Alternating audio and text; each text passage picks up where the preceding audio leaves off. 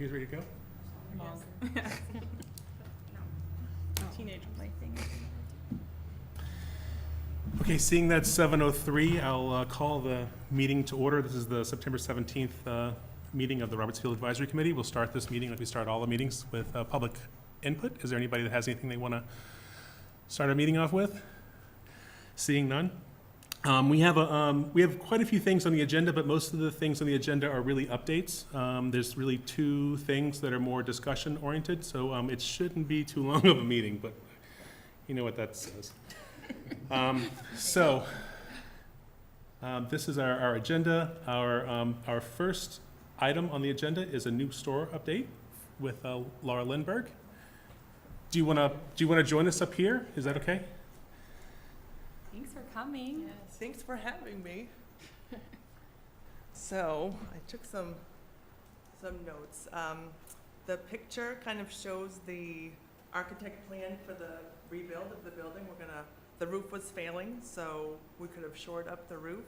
And as T said, for not much more money, we could blow out the roof and do a new roof, and you could have vaulted ceilings inside. So we said, let's add a front porch to the entrance side of the building. So it's gonna, we're just waiting for the October 4th zoning board meeting to apply for our variance, and then we should be good to start actual construction after that. But we are so excited to have this opportunity to build this, get this shop up and running again. My sisters and I all live in Westford, and I've been in Westford for 20 years, been to the playground a million times, been to the stores over the years, and we're excited to give it a facelift and kind of pretty it up inside and out. We met with the Historic Commission last week, and they were all on board with everything we had intended. Even liked our color choices of, outdoor painting. We're hoping to begin the construction right after we get the permits after this variance meeting and be open for early December. Some of the vendors we've secured are Fazenda Coffee. They are a roastery in Dedham, Mass. They do fair trade and organic coffee as well as non-organic. Great teas and stuff. We're going to have some cold brew as well, like the nitro cold brew with the, Iggy's Bread is one of our vendors. Awesome. Especially Sweet Needs right here in Chelmsford. We're working with her, and she's going to wholesale her products so we get them on the other side of town, and we're so excited to work together. Like, that's amazing. Boston Gourmet, who delivers products like Bisou Sweet, Dancing Deer, Divvies, Salty Oats, so just a nice variety of baked goods, gluten-free, vegan. We'll have different options. We're also going to have grab-and-go sandwiches, salads, wraps, protein boxes, other snacky type things, as well as ice cream, penny candy, and drinks. So some indoor, a little bit of indoor seating, comfy chairs. We're just kind of been scouring coffee shops across the state. Wherever we are, we go get coffee and we take pictures and we figure out what we like and what we don't like, and we're having a lot of fun. I think you'll be really pleased with when it's open. Say what? I said it's a business expense. We have to go get we coffee. We do, yeah. every We go time get see coffee constantly. And my daughter is off in college and takes pictures and sends them to me. How about this for an idea? So we're all hands on deck, and it's a lot of fun. So we cannot wait to be open, and we feel like we're getting in at such a good time with all the plans that are here with the fields and the walking path. Like, we're sorry to have missed that summer, but it is what it is. So Yeah. we'll be ready by December and raring to go for springtime. Yeah. Great. Do you expect to have outdoor seating under the Yes. awning? Nice. Yes. So this doesn't really reflect the porch. This is just the kind of covered roof, but we anticipate a front porch with railings around. And I did see there's the Montauk General Store has kind of built-in benches with some cushions on the back end and pillows and stuff in the nicer weathers, and some kind of rockers on the front end. But it'll be, safe from the street because it'll have the railings.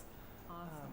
And just a little more outdoor space with Wi-Fi, So we're hoping to attract the commuters in the morning, the playground attendees, parents, if their kids are at the field, they can come and take a break down here inside. There's Wi-Fi, that kind of thing. High school kids to and from before and after school, and the landscaper lunchtime crowd. I hear that gets that's always got to do a big crowd for the landscapers. Could come in and grab a sandwich, grab hot dogs before, but we'll have more sandwiches and stuff. So any other ideas, like we're up on the Facebook page, feel free to, send us ideas or things you'd like to see. We took, decided we'll follow, try to do our best to keep the glassware out and just do plastic bottles, like you had asked. So, anything we can do to make smooth relationship will be great. Yeah, I had mentioned to you in a conversation that when the store was open, trash is sort of inevitable to find on the paths and stuff and the trails. But one of the things that we really struggled with was the glass, because what happens was kids take the bottles and then smash the bottles, and you don't end up just picking up a bottle, you end up picking up Yeah, shards of a glass. lot. So that's one of the things we'd asked if it would be possible to try to limit the amount of glass or just not sell glass bottles at all. Yep, and that's what we looked in. You can get, like, what comes in glass bottles, Nantucket Nectar, Snapple, but Snapple comes in plastic, so we can do that. And, That's awesome. That'll get be a the big plastic help. Instead. So I'm definitely. only slightly disappointed. but- Yeah, I know. There's other things. Yep. Hello, I'm Barry Jefferson. I live down the other end of Thomas Drive. I can't tell you how happy we are, so many of us that share your company. That's- We really welcome you. Oh, thank you. We're thrilled. I heard about the survey. I meant to mention this to my wife, and she's gonna start screaming when she hears it. I think we'll have a lot for everybody. It's just, You're gonna make a lot of people very happy. Have you guys had any conversation about the little, well, I won't say covered bridge, but the little bridgeway that leads up to Roberts Field? so we have been over once just trying to weed and clear out a lot of the debris. There's not much we can do until we get our permit, but we did talk with the Conservation Commission about how to clean off that drainage brook area and just cut back some of that growth and make that look a little nicer. And I think we own like 85% of the bridge and the benches on there, so our plan is to replace the boards and, paint up the metal bars that form those benches that are attached to the bridge.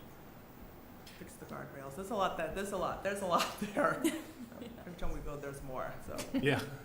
Well, if you're open to it, in the master plan, we had discussed creating, or at least come up with some sort of a plan for that sort of open grassy area in between the store and the playground. And trying to make that sort of a, I don't know, welcome center is kind of what we kind of encapsulated it as, but it wasn't really, it's not like a truck stop welcome center, but like a pretty place that you would walk through or sit. With signage and Yeah, with stones stones that would tie into the rest of the stuff that's going on there. So maybe once you guys get you've got a lot on your plate right now, but maybe once that happens and we get the funds flowing from the environmental bond bill, hopefully, we'll talk about that in a little bit. Yeah. Maybe we can come up with a plan that we can work together and then get some volunteer efforts in there as well to Yeah. kind of help the Yeah. cost. But there was a lot of community excitement about possibly doing some sort of a covered bridge over that, On that bridge. that would tie into the playground to kind of make it a little consistent. And I didn't realize until we had our site plan done that we do own a lot of that bridge. And I think at the summertime meeting, you talked about it being an Eagle Scout project, was that? Well, And I don't know if you can do that when someone actually owns it, if they could still do that, but. yeah, don't I know. mean, if Like, we. whatever the possibilities are, we can certainly figure things out. Yeah, we could definitely, you could definitely do a volunteer project with, on private property. It's like, and it's kind of unique because it's half and half or 85-15 or whatever. Yeah, Yeah, it depends on how you look at the line. right. But there's community benefit to it, and I think that's what the guiding thing is for those. But we could, if it's not an Eagle Scout project, it might be, just an organization project or something else. so. Yeah, absolutely. It's hot up there. It gets hot up there. Yeah, Or we can just do like covered bridge over the 15% if you Yeah, no. No, it would be cool to have Yeah. the continuity between the. It would look nice. Yeah, it would look nice with the covered stuff that you already have up there. yeah. Yep. One of the other things I noticed too, there was a post, I think Wolf actually posted on Facebook, your flyer, your sign, and it got a ton of comments. People were just super excited about it. But I know. It's so exciting to follow all It's this. been shared Yeah, everywhere, yeah. everybody's liking people are and really commenting. amped about it. They are. I know. I hope they come in for coffee. But Sandra Spence and her family owned that for years and years and years. So if you were looking for history, you might want I to. think one of my Connect sisters with has her. connected with her because we said we do have some local artists that will put their things on consignment on the walls, but we could get her original, prints or photos that she had she seemed pretty open to giving us some copies of that, so it'll just look fun, I know. Yeah. A lot of people know that little store, so, I have not met anyone who doesn't. I mean, every time I go into any office or I talk to DPW or anyone, they remember it as the gas station, they remember it as the original gas station. You know, every phone call I make in Chelmsford, I get their scenario Story of the store. right. So, they said, you sure you want to change the name from Country Store? And we said, yeah, we're gonna do it, it's not gonna look like anything it's ever looked like, but. It may the still get historic referred to as the country Yeah, store. which is fine. The Historic Commission said, it's time, the white is done, it's time to, you know. Yeah. What color are you, So it's actually gonna be a beautiful olive green with cream trim and black shutters and a black door. oh, cool. So, yeah, I got the, the quorum on that one. Good. So, yep. Well, whatever we can do to help in the meantime, and if this process of, for that area accelerates, we'll definitely be in touch with you to see if Yeah. we can start working on the Yeah, plans if for there's that, anything we can do to get it together. for sure. All right, well, Great. thank you. Thank you so much for coming down. My pleasure. I'm sorry, did anybody else have any questions? See you in December. Thank you. Take care.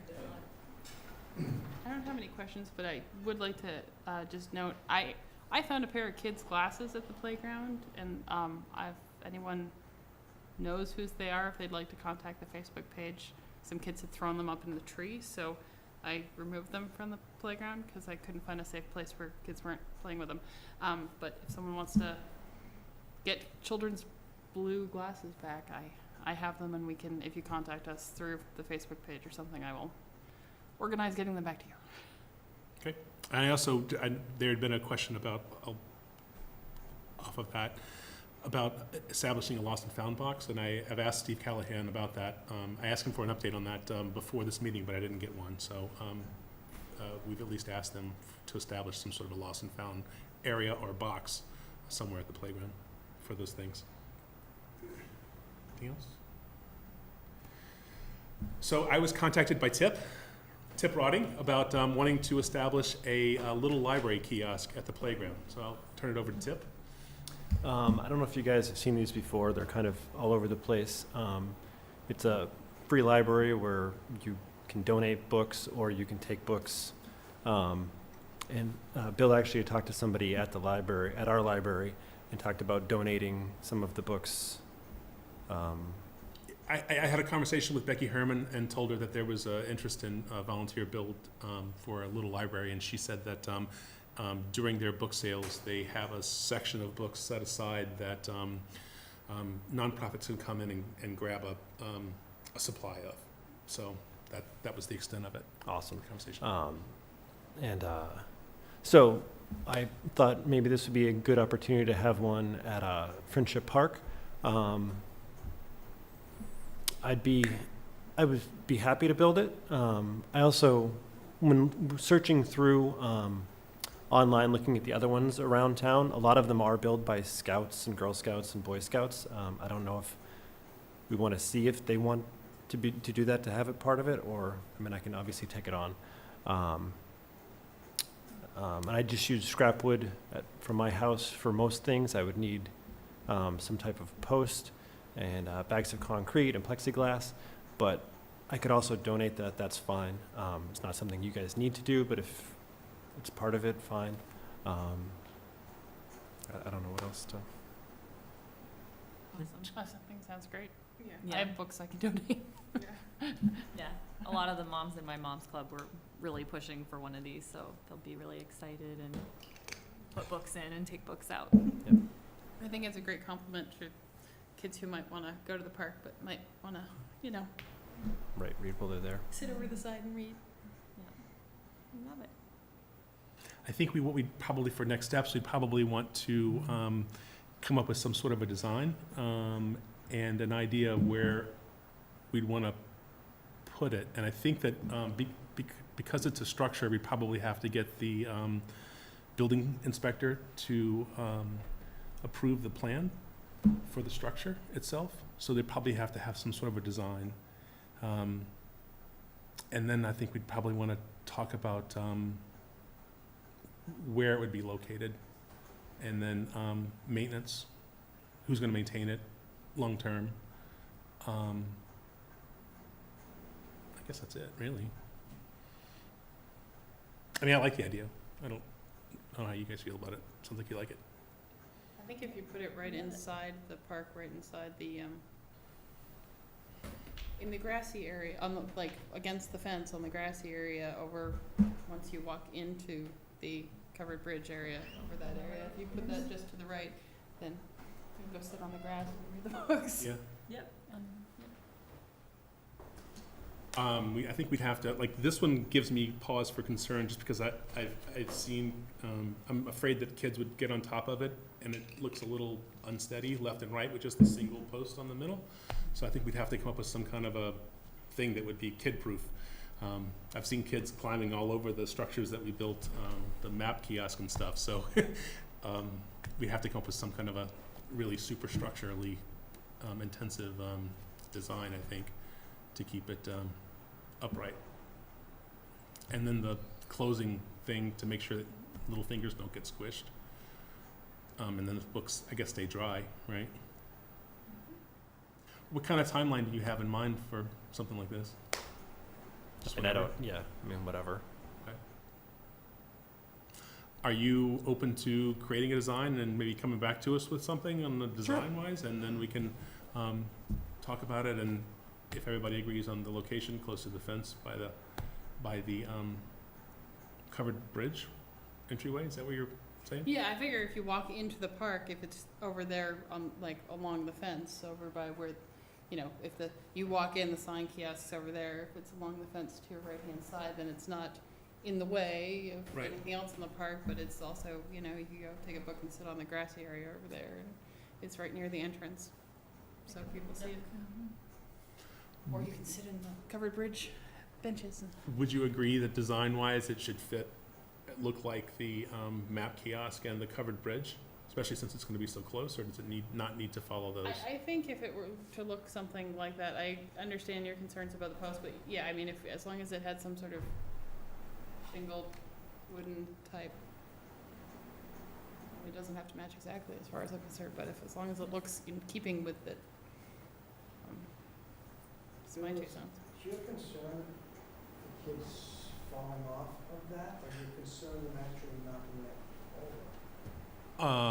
That looks like a pretty strong structure. If you sink that in concrete, It's more the joinery between the 4x4s, the 3 4x4s on the bottom, and how it's into the top. I can envision somebody just literally racking that left to right and pulling that off of the off of that base support. It just looks top heavy. I don't know. That was my initial thought, but I just think whatever design comes back, it needs to be sturdy looking. Chip, have you built one like this? No, How did you get this image? it was online. They all look kind of similar. Yeah. Yeah, I think There's you do lots of, something. if you go to that website, they have plans that you can make, or there's people that have made their own, that have put out plans of their own that look, I mean, a lot of them are similar to this. Mhm. Yeah, there's whole searches for plans and stuff if you bring up the website. Any other questions? I would support it definitely being off the ground on something, keep it out of the moisture, but. And the lower part should probably be close enough so that a 5, 6, 7-year-old can Like a reach it? 4-year-old can reach it, as long as it's like 3 feet, and you're not gonna want to put it too up. And typically with the scout projects, I've seen it's better to have sort of more of a design than less of one, because a lot of times you'll end up with something that's not really suitable if you don't kind of guide that design process. So as much of the design as we can get up front, and then we could advertise it out to groups to see if they wanted to take it on. Okay. Sorry. Yeah, there's all sorts of information about plans and blueprints on that website. That is an awesome idea. And then I guess, I mean, so it's take one, leave one, so it's basically, for the stocking it, it's basically left up to volunteers, right? Just that it's kind of a self-sufficient kind of a thing? Right. And we would have to get the TPW to say that they would maintain it if something happened to it, or if something happens to it, it just gets taken away. It's a community fix for a community project.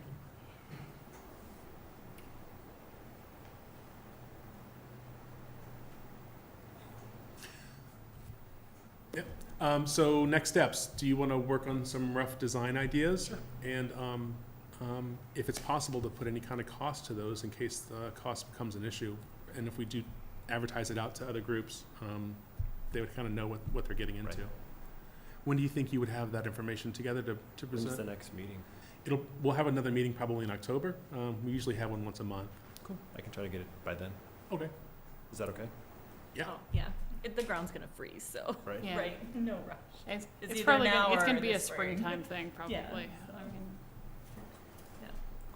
Thanks for taking it on. yeah. It's a great idea. Thank you for coming forward with it No and taking problem. out.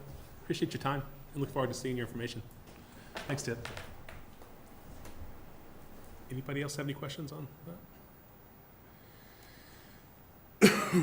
So a quick update on the environmental bond bill. I don't know if you guys are aware or not, but our representatives and our senator got us included on the environmental bond bill that was signed by the governor, I believe in July. And it has $500,000 earmarked for Roberts Field in the bill. So I reached out to the governor's office, and it's a $2.4 billion bond bill. And the words that they used in terms of implementation of releasing the funds was that it would be done over a number of years. So it could be first year if you're really good and lucky, or it could be 10 years or never. So that's kind of the expectations for it. So our next steps are that we need to try to, as best we can, to get our Chelmsford piece on added to the capital plan, the state's capital plan, 2019 capital plan. And the decision maker for that is the Executive Office of Energy and Environmental Affairs. And they are gathering information on who to include in the capital plan over the spring, early spring, and then they'll make a final decision and then release the funds in July 1st, 2019.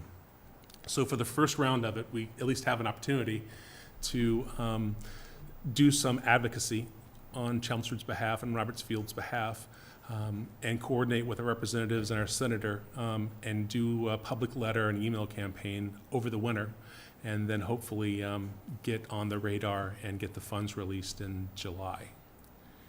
Is there anything you want to add to that, Adele?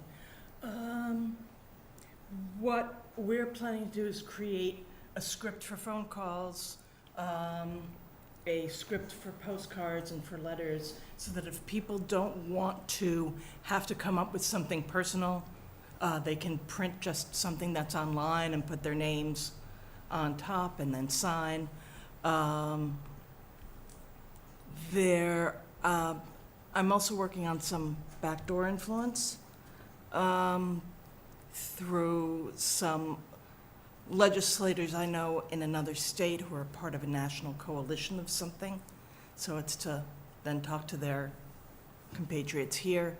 But the more that we can do and more we can get, not just the people of Chelmsford, but anyone who is using the playground or who participates in any of the activities on site, to add into this mail-in and phone campaign. It will make clear to the committee that this is a regional asset and not just a local asset, and that will give it higher priority. So we should put a sign up at the park. And there's actually an email address that I found that you can use as well, so we can do like we did for the town meeting vote, and do a already populated email campaign. So we'll be meeting and coming up with this plan, and come back to everybody with sort of directions on how to follow through. But the more phone calls that the aides of these people take and have to write down, the zip code and quickly what it's about, and those log sheets, and the more letters that the aides have to open, and the more emails that are in the inbox, all of that matters. As long as you can attach the zip code to it, and the project to it, and your own zip code so that it tells where all these constituents are, that will gain their attention. I think Senator Barrett said to us at the playground opening that we had a 50-50 shot of getting the funds released. So that's 50-50 without him knowing what's coming. So I feel like we have a pretty good shot at getting this going. So and they also said that Governor Baker's been very friendly towards Chelmsford lately. So for what that's worth. What have we done to earn that? I don't know. Or what it's gonna cost. Well, It might have been more so if Dan Coe had not just ceded, so. any other questions on the bond bill? No. So that's good news. That will cover that should cover the rest of the improvements, the other 11 improvements for the park. I reached out to Steve Yonley asking for an update, and this is the specific things that I asked him for, and his response was that everything is tentatively planned for the first week or two of October at this point, and he will specifically try to get the replacement bricks by the end of the week, and we'll have more detail on those 12 bricks that are being replaced at the park. So it looks like fence and grading and the shade structure and all that stuff is gonna actually end up coinciding with the work that we're gonna be doing on the natural play area. And we'll get into more detail on that in a second. Any questions on that? Steve asked us for where we wanted the benches to be located. And this is the plan. We met at the park, at the playground, and this is the plan that we came back with. The blue rectangles are the metal benches that are ringing the 2 to 5 area, and the little V in the front is actually the direction that they're facing. There are currently 2 more refurbished benches, like the Buddy Bench. Thank you.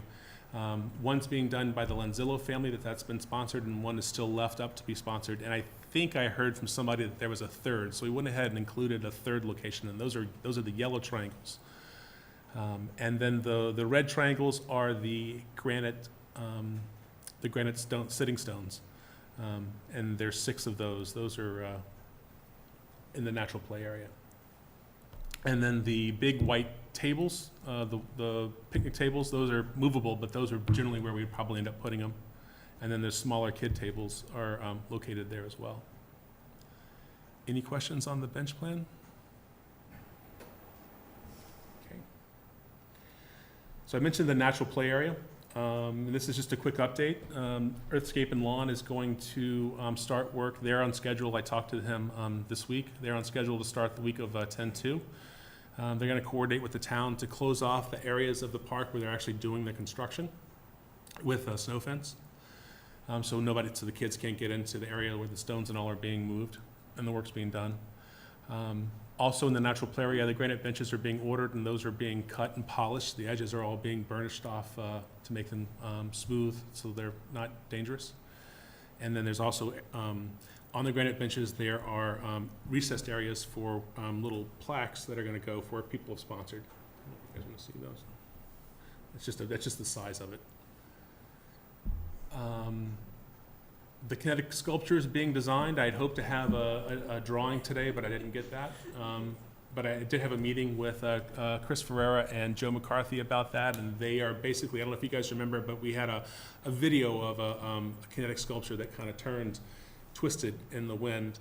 And they were taking that concept and adding leaf shapes to it. They were going to laser cut metal leaf shapes of different colors and reflective surfaces to kind of do that.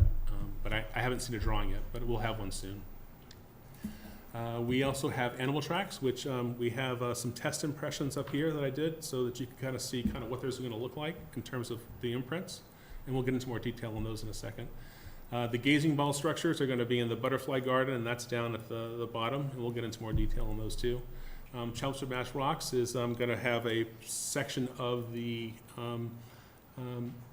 5 Cents Garden. It's going to be a place where Sandy and her compadres can put painted rocks where people can take them and leave them.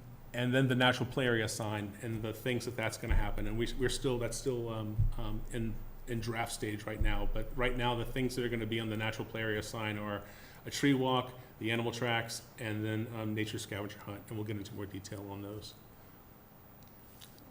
Any questions on any of this?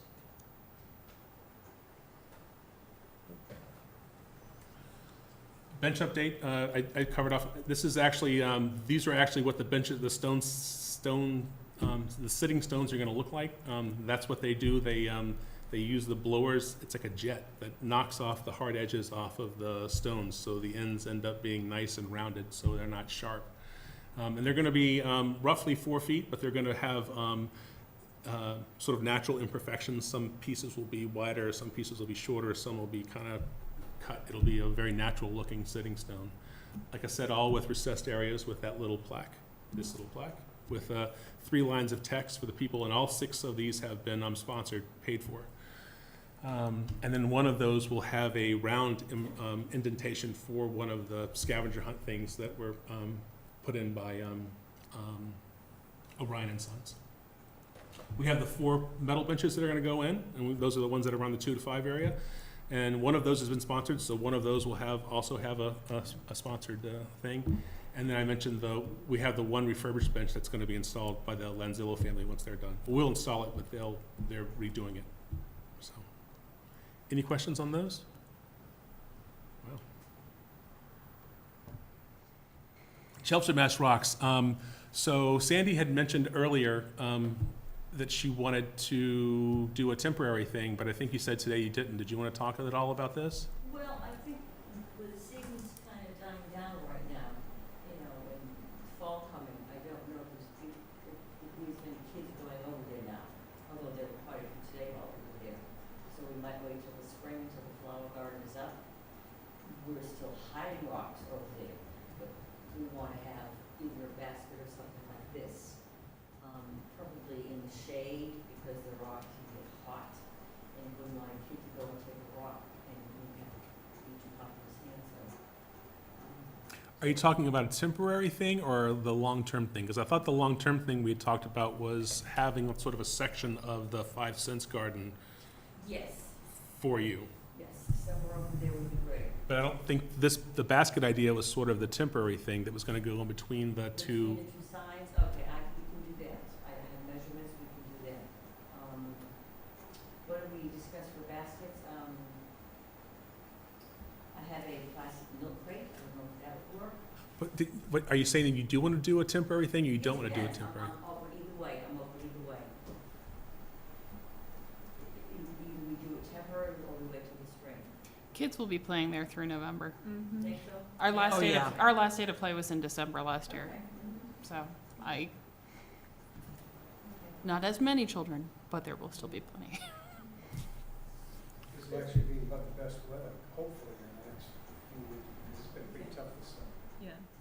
So we just have to come up with some kind of basket to put down there. The thought was to put, small white pea gravel in it to weigh it down and then put some rocks on top. This way the water would go through and drain some. But would it have to be attached to the 2 posts there or just sit under the post there? It could be. I mean, it's going to have to be heavy enough that it can't get dragged. Right. So I think that was one of the concerns, was that if it got moved around and shifted, it would get dumped over or thrown around. I would say it should include, if I get several bags of the wet gravel there, so, okay. This was raised at the Roberts Field Committee. Didn't Stephanie Lanzillo say something about apple crates or Right. bushel basket? Yep, okay. Something that can withstand the weather. Well, it's only got to, I mean, the temporary thing's only got to be there until, Right. I mean, honestly, the 5 cents garden's going to be in place by the end of October. It will be? Hopefully, okay. No, I mean, the stones will be there, the Oh, the dirt will be stones. in there, we're not gonna have any Not plants. But you can still have a section of the, because I think what we had talked about was sort of a copper lined area that would be sort of just a carved out piece of the garden, right? Is that what we had talked about? That's what I thought we had talked about. That's what, I don't remember that Terry said. conversation, but apparently, maybe I I wasn't in on that conversation. Don't remember it either. Because I don't Oh. remember ever hearing that. well, there was a, Terry had said that, when we were talking about the stone wall, that he envisioned sort of a piece of just a piece of the garden being theirs, the Chelmsford MA Rocks thing, and that it would be kind of like a copper strip of something. Teardrop shape, or, that was the first plan, I think, right? Okay. What design is the garden going to be? That, So you see the ghost, the green ghost. Uh-huh. So imagine if the right edge tip of that was sort of rounded off, and that's where the Okay. does it make sense? Yes. Yeah. Great.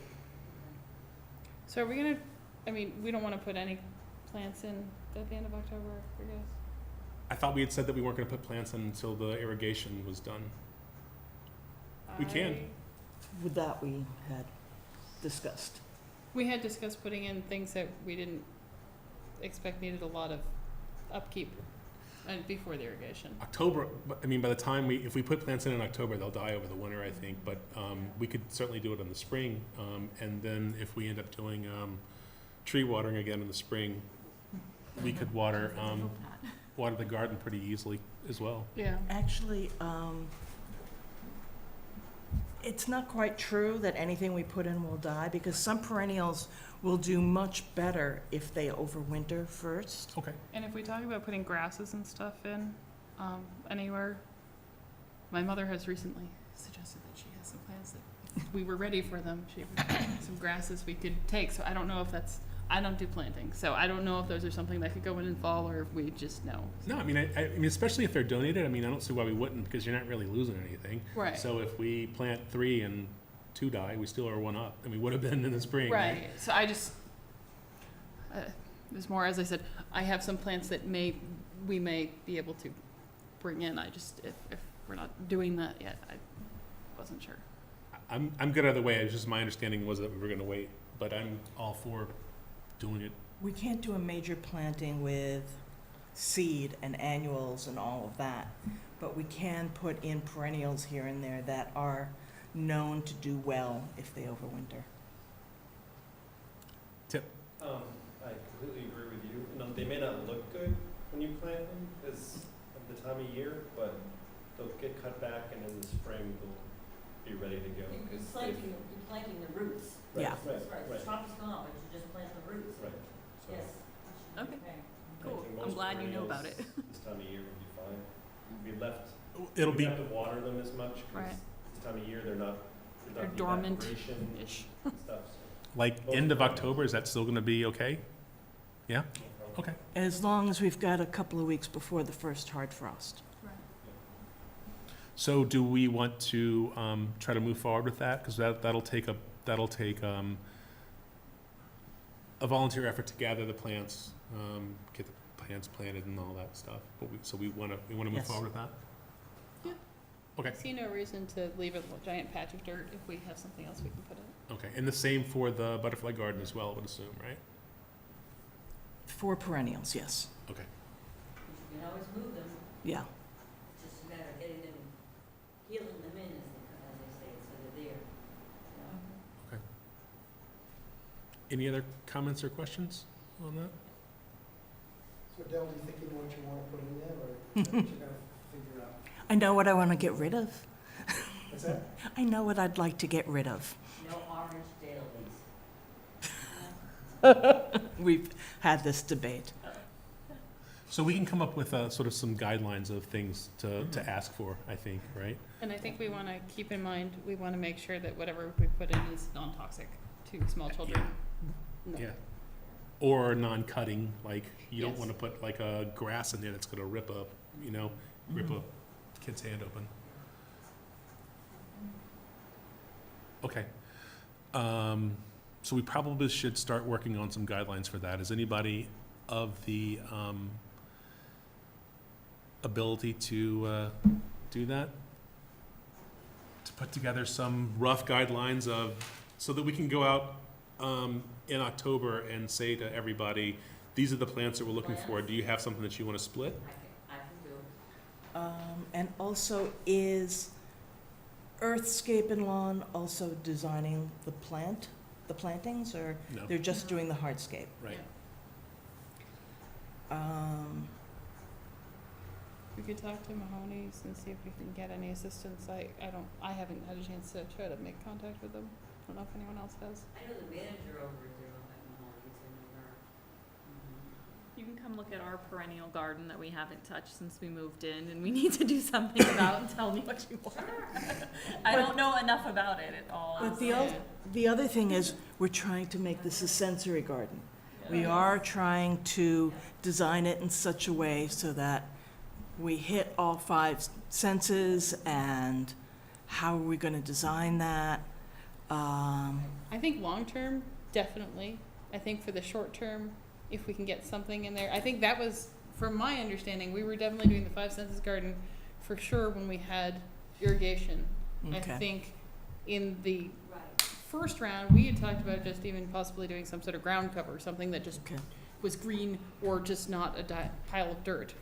If we can get some things in there that are sensory, I mean, it would be great if it was not a awful hodgepodge of disaster, but I don't think it needs, I don't want us to get like, we can't do anything because we have not designed the 5 senses garden that it's going to be. I think given that we know irrigation's gonna come in and that's gonna change things, we should keep in mind that if we can get a first pass of something that's not ugly, then we'll be ahead of the game.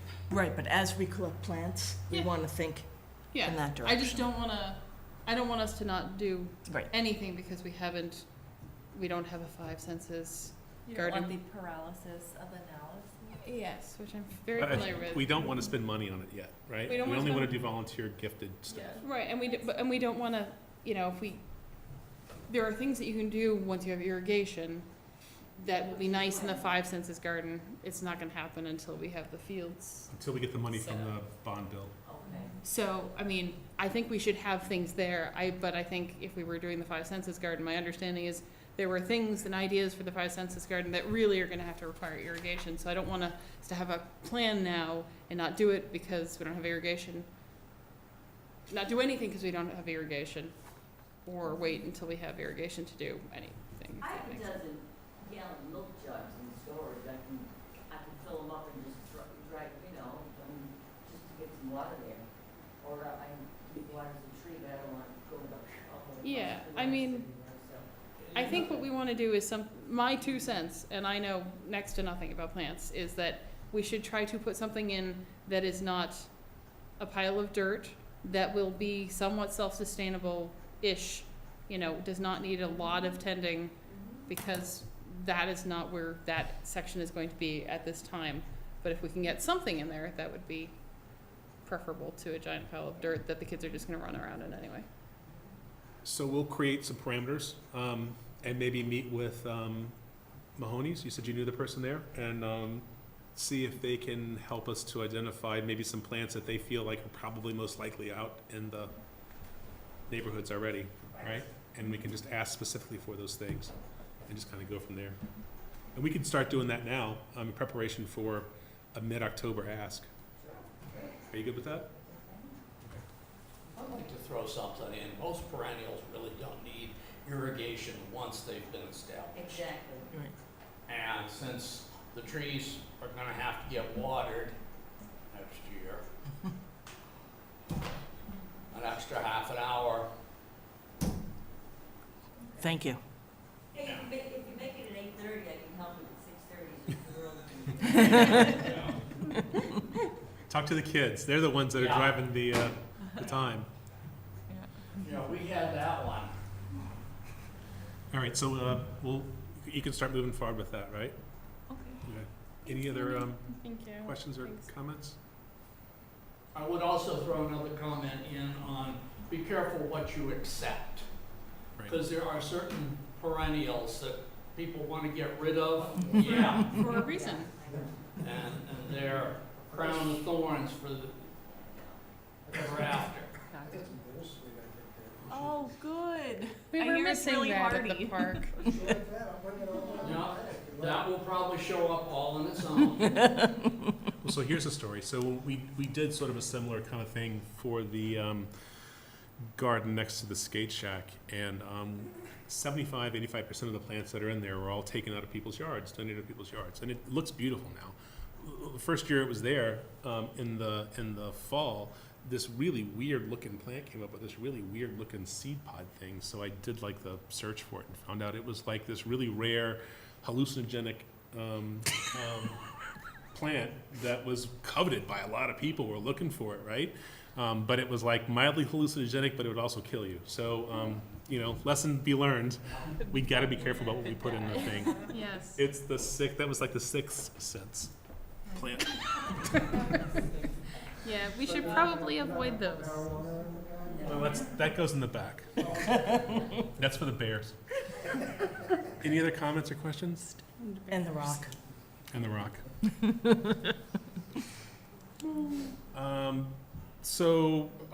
The tree walk. The tree walk was, until this morning, called the tree hunt, which was originally the scavenger hunt. So this has kind of morphed a little bit, but Sorry, what happened this morning? I changed tree hunt to tree walk.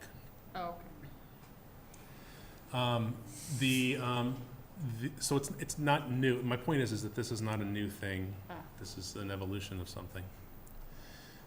The tree committee has offered to pay for tree tags, which we have a sample of. oh, great. One has our logo on it and one doesn't, just as a mistake. And it's basically the black things there. I don't know if you guys want to take a look at that. This was what I was hoping for. This is really cool.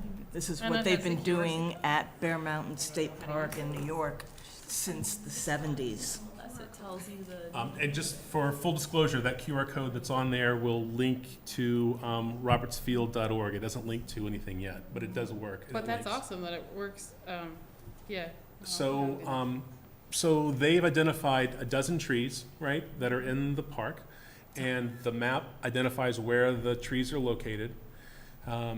Each of the trees, sample of each one of these trees would have one of these tags on it.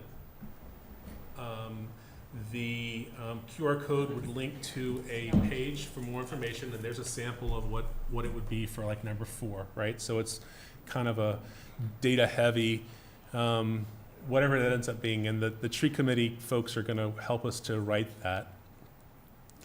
The tags would be screwed into the tree trunks with a spring and a screw. And then there would also be, and we'll get into this more, on the natural play area sign, there would be, basically the way I envision it, and this is still in draft form, half of it would be a grid, like 12 trees, boxes, with the tree, a leaf, and the QR code that would then again link to the information there. These are engraved locally, so that if somebody rips them off, which they will, we can get them done, replaced pretty easily. They're $10 a piece. And the town is gonna host the PDF file for the tree data, right? And because it's a PDF, we can do multiple sheets. So maybe we have one page that's this data heavy thing with all the information, and maybe behind it we have a high school version or a middle school version with some kind of fun facts, something, and then maybe we have a third page that's a kid-friendly coloring page. But the nice thing is that because the town's hosting it, we can update this as we need to. So if, we can launch with this one version and then update it as we move forward. That's cool. I have a quick question. Has anyone else gotten the QR code to work? I got it to work. Cool. it links, like I said, it links to robertsfield.org. Yeah, for some reason, my phone isn't reading it right now. And the tiny URL, which I felt like it was important to include the URL if people don't have the QR readers. Okay, even Barry. Links somewhere else. Well, apparently, get it off the screen. You want to try Like this one? that. Yeah, because that's.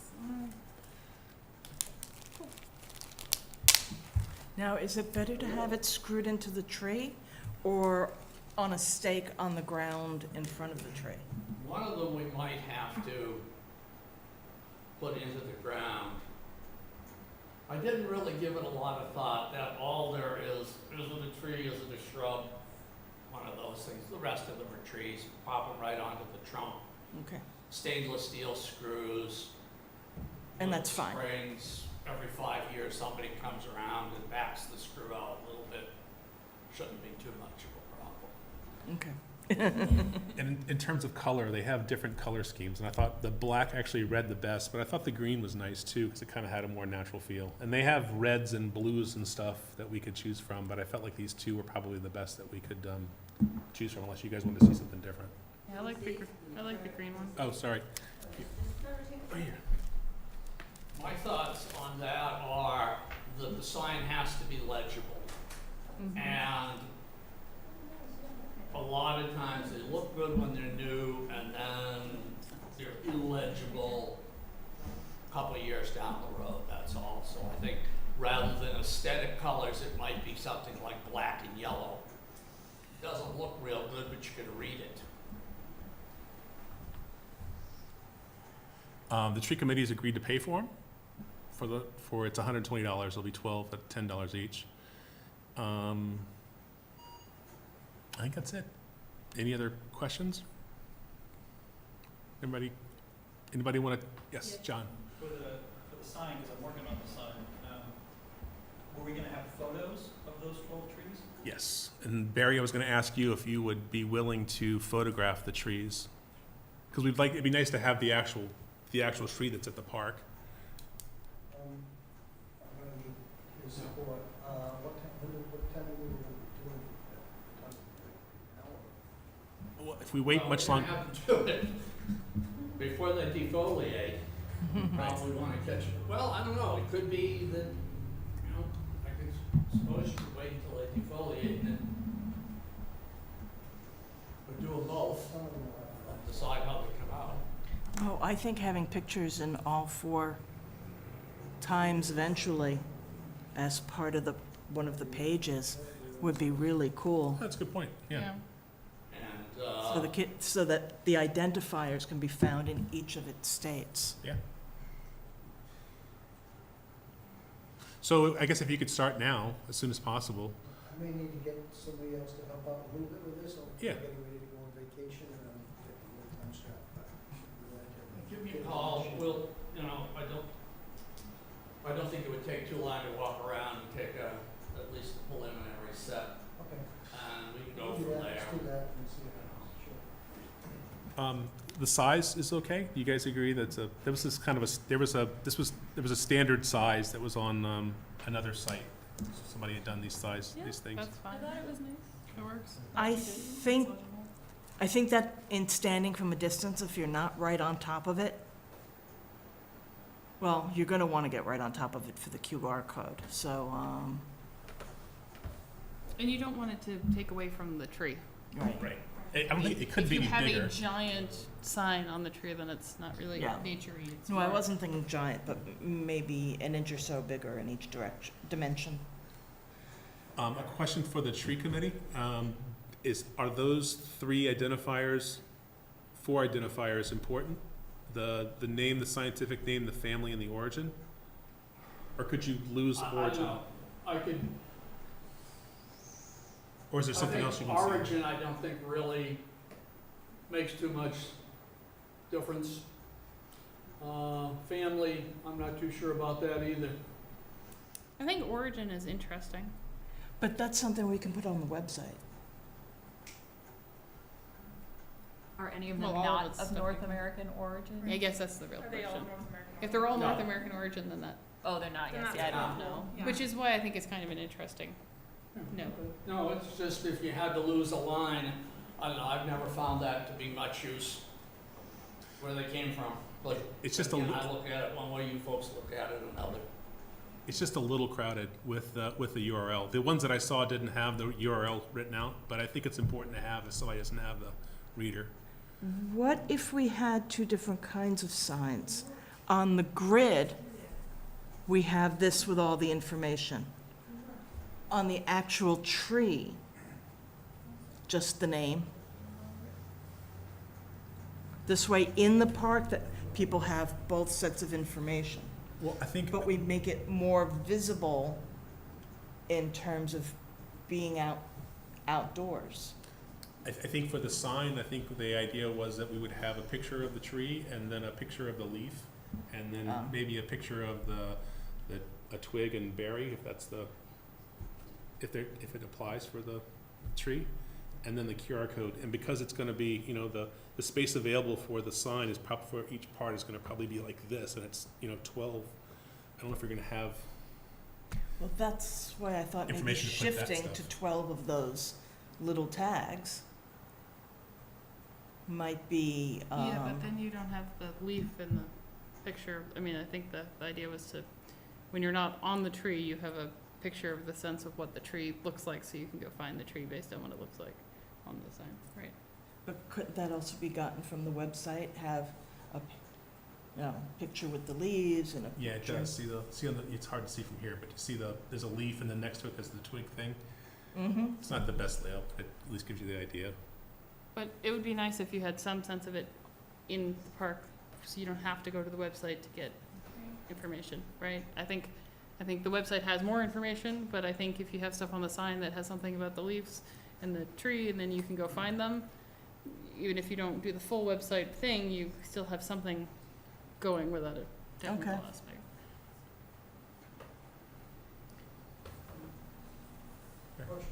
Two questions. How big is this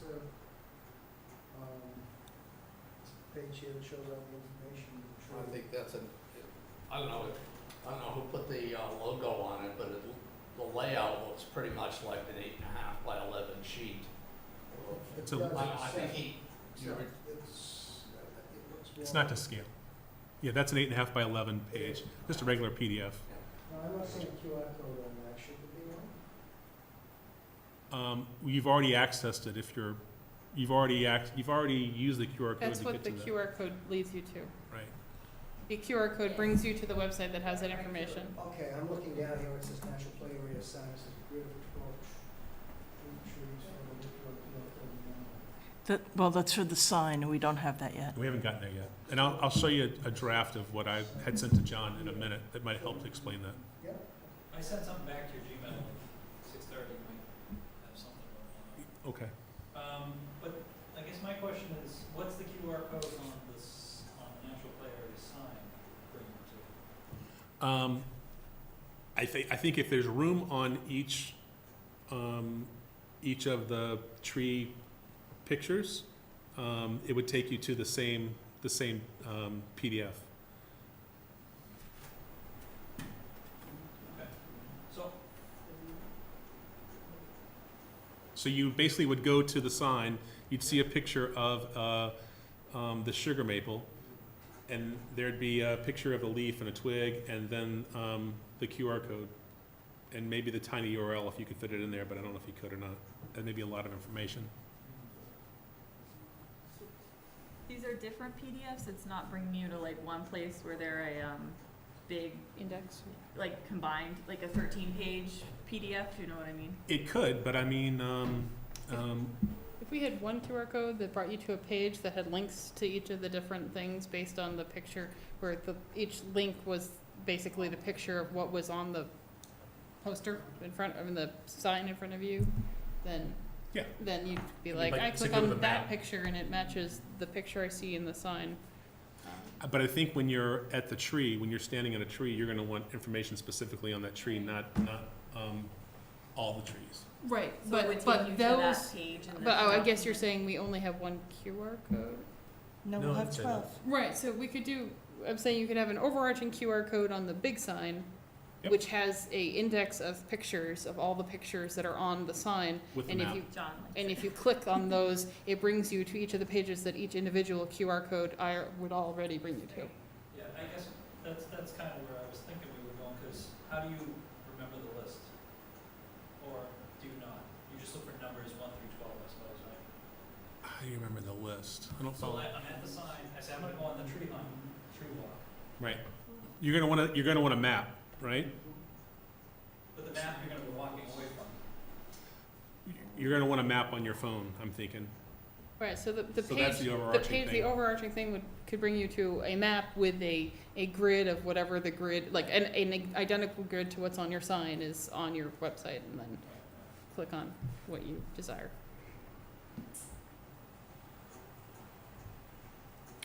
And then I think it's just a matter of if you have the individual tree PDFs in the grid, if you have the space, right? Yeah. But I mean, basically, I think you have like a call out that says, go on the tree hunt, and that link will take you to a map, and then, like you're saying, links for the individual trees. Yeah, I would say it wouldn't, I would say on the big sign, you have one QR code and it's the overarching thing, and then each tree already has its own QR code. I don't think you You don't need the QR I don't codes for think each you need individual the one? QR code, I don't think you need 13 QR codes on the sign. I Okay. think one QR code will bring you to it all, and then you'll just click on it, so. I think, Yeah, I think, I would even take it a step further. I'd like to see it, that the QR code on an individual tree will take you to a page, and that's the only way you can get to that page, particular page. And the reason I'm suggesting that is it makes it a little bit of a game. They can, they have to get to the tree, and they have to get to that one QR code. That's their only doorway to particular. That's their payoff. It's a little bit of a payoff. It makes it a little bit of a. Yeah, but unless you, Think about that, but I mean, if gamification is Getting a funny great, looking video. but I feel like if you are trying to encourage them to learn stuff about the trees, even if they're too lazy to walk out and do the tree hunt, you might get people to actually learn something by allowing them to link to the tree information. And it would be I nice think to have The a, point's a good one. I don't know if I agree with it, but I think it's a valid point. I really can't argue too much against it. I guess it's just a matter of how you go about it. Yeah. okay. You could get a prettier picture when you go to the actual, I don't know. That's- So it sounds like that we're in agreement that the tags are pretty much okay. Maybe we end up losing one line of information, but for the most part, the information that's on there seems to kind of work for everyone. Is that true? That when we get into the discussions of the sign, that we don't want to put individual QR codes on the specific trees, but we want to have one tree hunt QR code that has the map with links on 12 different trees. It can basically be a copy of the sign. The website can basically be a copy of the sign, except for it's, the sign, it's the sign brought to web life, right? Where you can, What do you mean sign? whatever's on the sign, the pictures that you have on the sign of the Right. different parts of the tree, when you open up the QR code, when the QR code brings you to a website, you could have basically a picture of the sign, except for it's live, where you click on the pictures that are already. We're somewhat limited in that it has to be in a PDF form. So you said the town's hosting this website, or Yes. these, Hosting the page, yeah. so are there any PDFs. limitations that what the town can offer us? It has to be a PDF, so it has to be in PDF form. And that makes it static, right? No. PDFs can have links, right? Can. Right. So we can put, You can put the links map under and put a link on the 12 different spots. Right. And accomplish, I think, what you're saying, but it's, Well, and the PDF can be a picture, Yeah. right? So, whatever. yeah, I see what you're saying, so I understand what you're saying. So you would have like a map and then the grid, and then you click on the picture, and the picture's the link, and it takes you to the thing. Okay, I understand what you're saying. I just understand what you're saying by sign. So, no QR codes on individual pictures on the sign, but one tree hunt QR code that would give a full breadth of everything, but the tags are all good. do you guys want to expand the PDFs to include age-appropriate pages, or just leave it with information, and then if we want to do it later, we'll do it later? I think we'll do that later. Okay.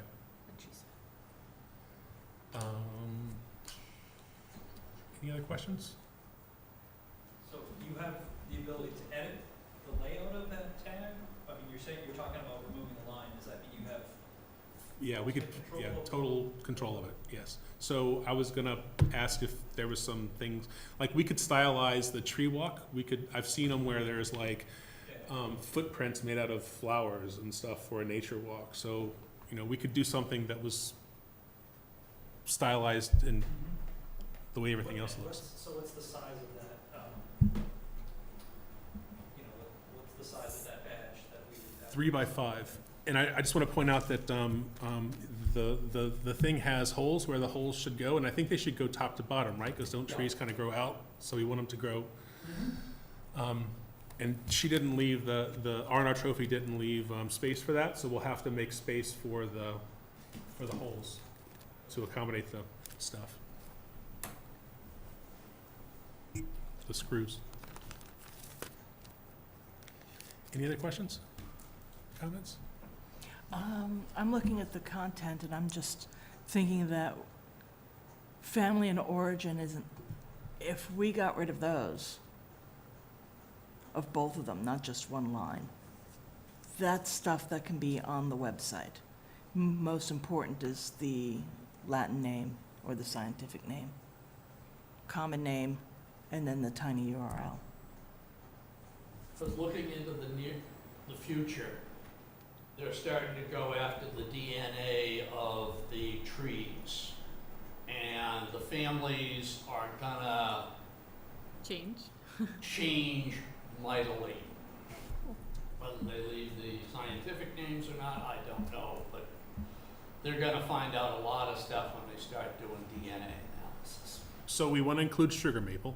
Right. Do we want to include scientific name? I think that's part of the education. Yeah.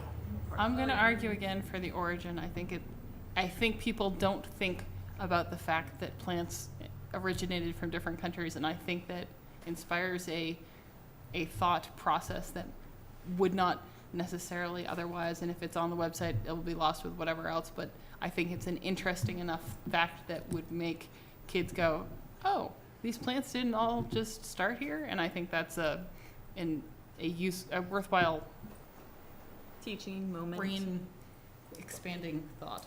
Especially with the focus on native, non-invasive plants for the park. Yeah. I think I agree with Lisa, but the origin is just, what, a country, or is that? I think we just said continent. I mean, we have Yeah, North like America European listed birch here. is, I'm pretty sure it's not going to be. Do you have it up here? I'm not seeing It's it. on It the says North Asia. America, origin. See on the tag? Maple. It's the Oh. under origin. So scientific name is yes. Origin. How do you guys feel about? Does anybody else have? I'd like to keep it. Okay. What are you trying to gain from taking information off of the tag? Just Well- decluttering? Because the individual species may have started there, but it's also confusing. Does it say, this tree is actually from there? I just think it's kind of cool when you're walking around with like a 4-year-old and you're not looking at your phone, just saying, hey, Right. this is, you may not have a phone, or you just, I don't Right. know. Mm-hmm. I think it's something that inspires conversation on the actual nature moment and not on the phone that you, And I mean, I think it's good that the phone has extra information, but I like the idea that there's enough stuff on just the tree that inspires conversation, like you said. Is there an expected lifespan for these plastic tags? I don't see them lasting for a very long time if we have to change a family or something like that. I don't know what. I mean, I don't think they're gonna deteriorate, but I think that they'll be vandalized before Right. they'll be deteriorated, and that's one of the reasons why I'm excited about having a local supplier of it, so we can get them reprinted or re-engraved pretty easily, And they're $10 a piece, so it's not a. $10 a piece? Yeah. Do we want to include family? If something had to go, that's where I would cut Me it. too. is We the can always make the family. font smaller. We don't have to, you know? I don't know that I wanna make the font much smaller looking at the Okay. tag. Like, I like that size. So- But we do need more negative space in that list. Then I would say I cut, feel like you could do more with the space we have and not have to cut anything. Like I said, if they allow you to move stuff around, or is this their template or something like that? It's a template that I found online and then just kind of Okay. duplicated it. All right, You could put anything anywhere on this. yeah. I feel like it'd be think cool. if we move some stuff around, we're gonna That's gain some John. space and not have to lose it. So, Yeah, and I might support like moving the URL over with the QRC code, or like, separating it out from the, I don't know. Let the I always that support guy- your designs. Yeah, I was gonna Let say, me put the it that design way. guy would like to, Yeah. what your. If he wants a crack at it. I mean, ideally, we keep everything and maybe just give me one thing that might go. Family, So I think the family would be the What mic does the go. 4 accomplish? it's the, It's the number 4 tree on the tree walk. But they can just look down and see it.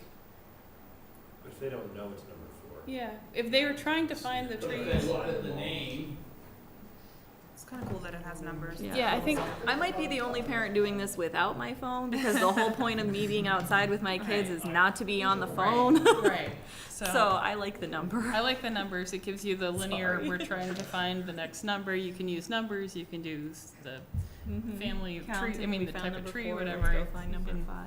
Exactly, So- we're all about numbers right now.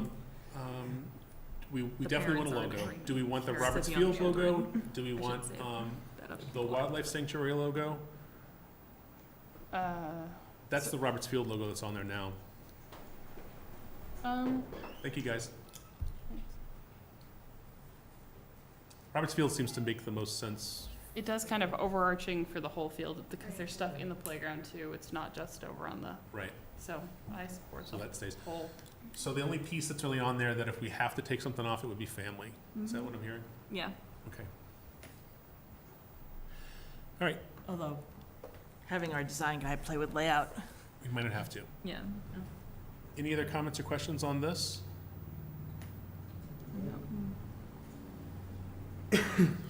Animal tracks. So we've talked a lot about animal tracks for a long time. We ordered the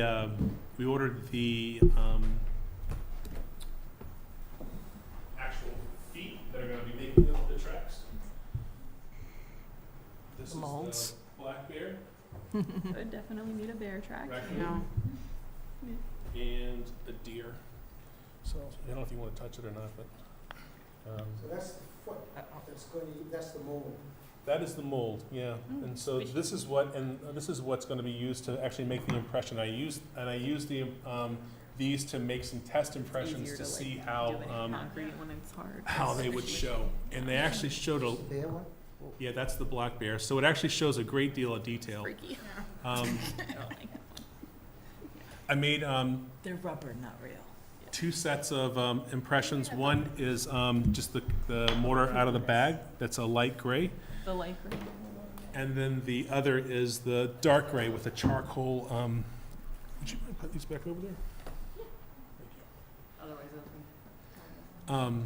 One has a charcoal color to it, and one is just the straight mortar out of the bag. So the idea with the animal tracks that we've been talking about is that they would be incorporated into those 2 sections on the walkway where the X's are, and those 2 sections are going to be blue stone set in stone dust. And so the idea would be that the sort of naturally shaped bluestone would be placed around it, and then in between those areas would be these concrete mortar shapes that these 12 different animals' feet would be pressed into. Along with the imprints, there would be a letter impressed into the mortar, A through L. That we would basically end up doing sort of the same thing where we would have a PDF that would end up linking back to a QR code. Wait a minute. You get your footprints in the concrete. So the QR code's going to have to be on the sign. because we're not gonna have, we can't put a QR code into the concrete, but at least, How close are these feet? Are they spread out all over the place with these feet, or are you gonna have a bunch of different footprints together? both, I think. I think like we could do, you know, imagine a pathway, and there's stone, and then the section's kind of cut out that has maybe 1 or 3 different varieties or species of animal footprints in that stone, and then more bluestone around that, and then another section. Maybe the bear, because it's such a sizable thing, has his own little smaller stone. But the thing is that they don't have to be all the same shape. They're all kind of mixed in with the bluestone, so it has a very natural feel to it.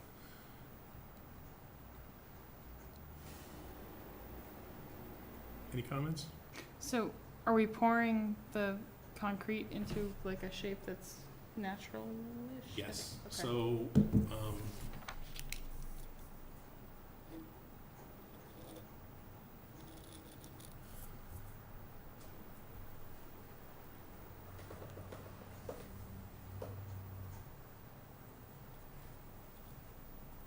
so like this might be bluestone, bluestone, bluestone, and then concrete shape here.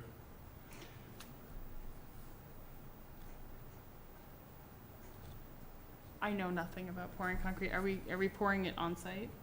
It's mixed in a bag. It's mixed in a wheelbarrow. Yeah. And it's shoveled into a form, right? A walled form that could be, you know, shaped like the wall of a form, just however you want it to be. And then smoothed off on the top, and then these guys get pressed down into it, and then there's a little bit of smoothing that goes around the edges to kind of, if anything gets kind of kicked up when the impression's made, it gets smoothed out a little bit. So you're gonna use probably pure cement for this, right? Rather than having concrete, which has got gravel in it? It would be mortar. So, yeah, you wouldn't want to use concrete because it has rocks and stuff in it. Exactly. Right. And then, like I said, there's 2 different colors there. There's the gray that's just right out of the bag, and then the charcoal, which I think would probably fit better with the bluestone. I think the charcoal would look nicer, and looking at them, the imprints show up a little bit better, Yeah. I think, which is nice, so. And then I think once these are done, we'll want to put a sealer on it, which is going to make them pop a little more. So, Sounds good. I don't know how it would be an experiment, but it'd be kind of fun to have a black, almost a rubberized paint. You spray it into the mold, and then somehow clean off the surface on the outside. So in other words, if you sprayed this, you'll lose all the detail on the inside, though. and then what you do is you clean it all off of that. So now what it does is it just stands out all dark. But you lose all the detail and the texture that the kids are going to want to touch and stick their hands in. You know what I mean? Well, I don't mean I don't mean this, when I say rubberized cement, I don't mean something so thick that you're filling it, just something that colorizes it. It might be an interesting thing to. Maybe a stain. Sealant? Then you run into the issue of it, some fading and some not. Right. It's y'all's call, but I think the charcoal color kind of makes the things kind of pop the way that Yeah. I think it looks natural. Yeah, and that's the thing, like, you'll be seeing these footprints in nature, you're not gonna be seeing them colorized. It's kind of like you get to see what you might want to be looking out for, not like a green painted version out in the That's a good point. nature. And I think it's important to have that graininess to it too, so you can stick your fingers in there. And I mean, frankly, the stuff is going to get filled up with sand and everything else. It's going to need to get blown out and all that. So, No footprints, too. right. So there were more animals that were available, but these were the 12 that were available that are actually found in this area. So that's why I chose those particular 12. Apparently there was a bobcat up the street. There's no bobcats in the kit, so Bummer. that wasn't an option. There was a dog, but I didn't. How about a think, coyote? Do you have a coyote? Because Yeah, we my should. neighbor had a coyote in her I don't yard. believe there was a coyote in there. I think these were the ones that were pretty much. I think the ones that weren't on here were birds, and they didn't reproduce very well, so that's why they kind of got nicked. They're going extinct. So what I'm about, sorry. what about human? You could use like Jim for the mold. I have a question. Let's say grandmother wants to, or anybody wants to go for a walk, and they don't have a cell phone, how can they identify the tracks? So my thinking is that you'll have the impression, so let's say like that is C, right? And then you would go to the sign, right, with the grid, you'd have the 12 animals, and there'd be a C on the raccoon. Okay. So, And and then on the sign, there'd be a picture of the raccoon and then the footprints. Feetprints. Sorry, Sandy, if a grandmother goes into the woods and doesn't have a cell phone, can you show that her grandkids? These aren't in the woods, this is in the playground. If you go into the woods without a cell phone, does it make a noise? But I think it's important to have the QR code on this sign. Because this is really the only way that you can get Without people. cell phones, and then it occurred to me, that might be a stupid question. So it's the same idea kind of as the trees with the QR code, is that one QR code on the sign, one big one that would take you to that big document, or you're talking about having 12? I'd envision 12, especially for the animal tracks, because you don't have these plaques anywhere, you know what I mean? But you could, I kind of like the idea of keeping it similar to the tree thing, where it I just do too. brings you to one page where you'll click on pictures, which people are just, and that way people only need to get one QR code to work when they're standing in front of the sign. right. That's a good idea.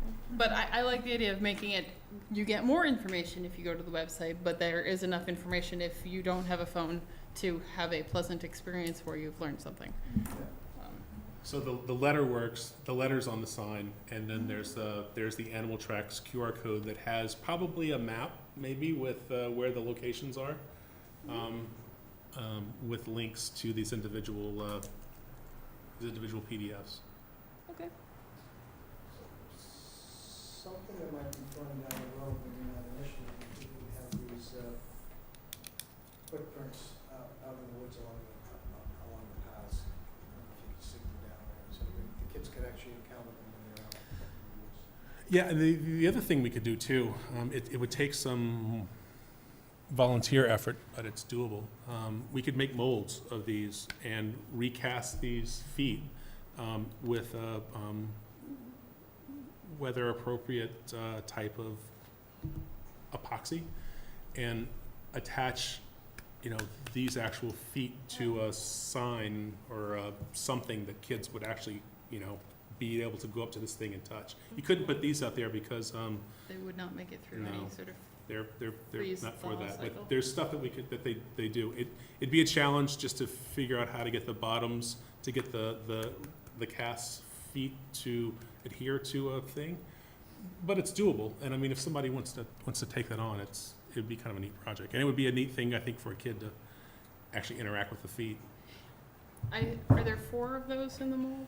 For the bear, there's only one. You only Okay. get one with the bear, but most of the others you get 4. Yeah, the smaller ones you usually get 4. Some have 2. Weird, like the deer has 4, which doesn't make sense because they're all the same. But But you have to put them in the right configuration. right, Like the and raccoon ones, I'm that's- not sure that so that's. when we're actually doing this impressions, we're going to have to, we'll put a call out to volunteers if anybody wants to help. But there's guidelines in the materials that show sort of how the animals, what their gaits are. So we'll have to duplicate that as best we can. Cool. Or make them like Hollywood things where it's lined up like that. I mean, that's the 2 options. But I felt like the natural thing would probably be more appealing. Any questions?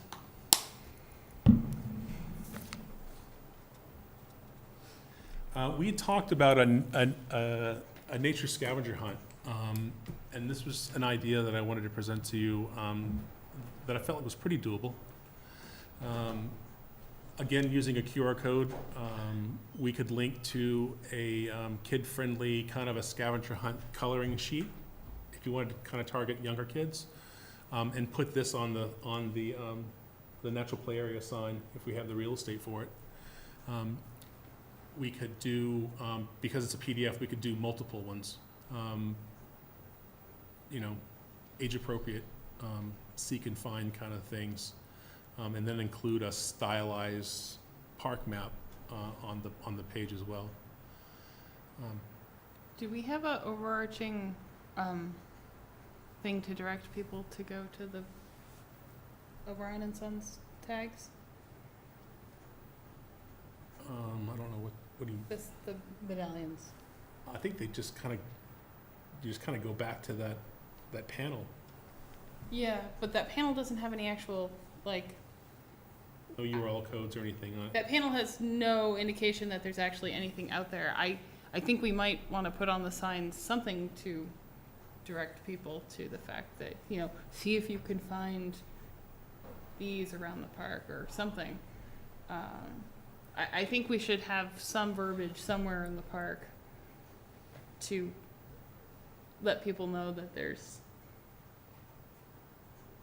these, and my thought was looking at this, I was like, this particular map is similar in nature, a lot of those are similar in nature to the Right. thing. So if we did something like this, Like scan those in and put it into, like a format like this? yeah, and then we'd have some, because it's cool that they're around the park, but I think we're the only people who We know could that probably they get the- belong to that. We could probably get the artwork from them for those things. So I will just want to interject. I like this idea. I'm just concerned with all of these QR codes. There's going to be this sign there with like 1 billion QR codes. And like I said, I'm not planning on walking around with my phone with my kids. Maybe I'm the last mom out there that doesn't do that. But we're outside, and we're outside not to be on the phone. And coloring sheets, I mean, like, it's fun. I like the scavenger hunt medallions, but like, my kids don't color, and they get enough coloring like in school and in the house on a rainy day. Like, I'm not looking for new coloring materials for them. Like, there's plenty. And so I just think, like, I don't know.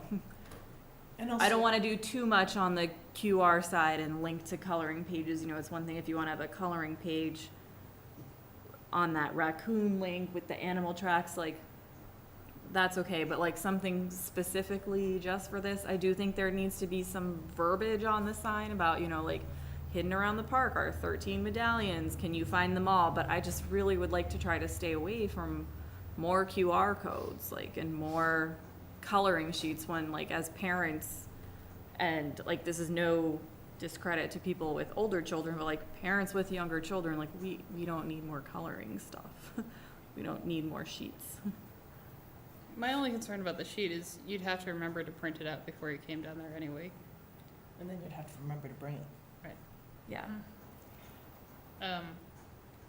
And also, I think right now we have enough to deal with in terms That's of. fine. I was just trying to pay off the scavenger hunt thing. So, do you want to move forward with the medallion artwork for this, or just scrap the scavenger hunt thing altogether? I mean, a lot of it's going to depend on what John can fit into the sign. Yeah, I'm not really. Yeah, we're adding a lot. I'm not thinking that this, in addition to what we already have, is gonna work, but. I think you need some verbiage or something on the sign about the medallions, which we have Yeah. committed to in our existing. If you can point it to, if you can say, I know there is a placard thing at the park that has all of them on it, basically, right? But no one knows, because there's no verbiage on that that indicates that there's medallions around. So if on here it could direct people to that sign in some Well, way. I think it says it to find them around. I think it does. I think there's some kind of instructions on it, but I don't know, I never looked closely. I don't enough at think it. so, because I think it's just a picture of the things, because I don't think there was, we could have had it without having done the medallions. okay. Right. So why don't we can look and see what's on there. Can you work on trying to fit the pieces that we've talked about so far? And if we have the real estate to add a call out for that, we'll try to work on that. Yeah. Is that fair? Yeah, I mean, I think if we don't do it on that, we need to add some sort of text to the other thing, because I think it's kind of a waste that we have the medallions, and we've spelled out all these other things, but we have this whole medallion sort of search throughout the park that no one actually knows that there's. Maybe I'm confused. So this scavenger hunt is to go look for medallions or actual frogs and. I think we are not going to use this at all. So this don't even if there is a scavenger hunt thing added to the natural play area sign, it's going to be some sort of a directions for the panel that's in place on the equipment. So I'll have to go take a picture of the equipment to see the panel, to see what it says on it. I mean, as an idea, it's a good one and something we might want to implement as a draw for, you know, first day back next spring or something like that, where we Yeah. do Yeah. a specific scavenger hunt event that day. I don't think at this moment, when we have fundraising and a bunch of other things to do, that this is a good use of our time. It's fine. Yeah, we've been saying nature scavenger hunt throughout the stuff, so that was just an idea to pay off that thing. So I'm totally fine with nixing this. And that's what we want to do, right? Nix this. Mm-hmm. For now. Yeah. And I'll take a picture of the panel, unless you can pull it up. Yeah, I'm trying to But we come don't up have to with, solve that today. Any other, so gazing balls. So these are actually the 3 balls that we have. They're going to go inside the butterfly garden, and I'm working with a couple of different people to create a mounting system for them. But in essence, what it's going to be is the balls are going to rest on top of either a stone or 3 stones, right? There's three balls. There's a 20-inch, a 10-inch, and an 8-inch. And the 20 inch is 20 inches. It's a sizable thing. And the stainless steel is highly reflective, obviously, and it's not malleable, which is good, because I was afraid it was going to be thin. So the idea is that we'll drill a hole into the bottom of it, put a rod into it, add some sort of lateral supports, fill the whole thing with expanding foam, that polyurethane foam, and that'll lock everything into place. And then we'll pick and drill, we'll set the stones in, drill a hole into the stone, and then set that bar into epoxy. And it should be So set. these are hollow, right? Yes, those are hollow, Totally hollow. There's no other material inside? just air. Do you know how thick the stainless steel is?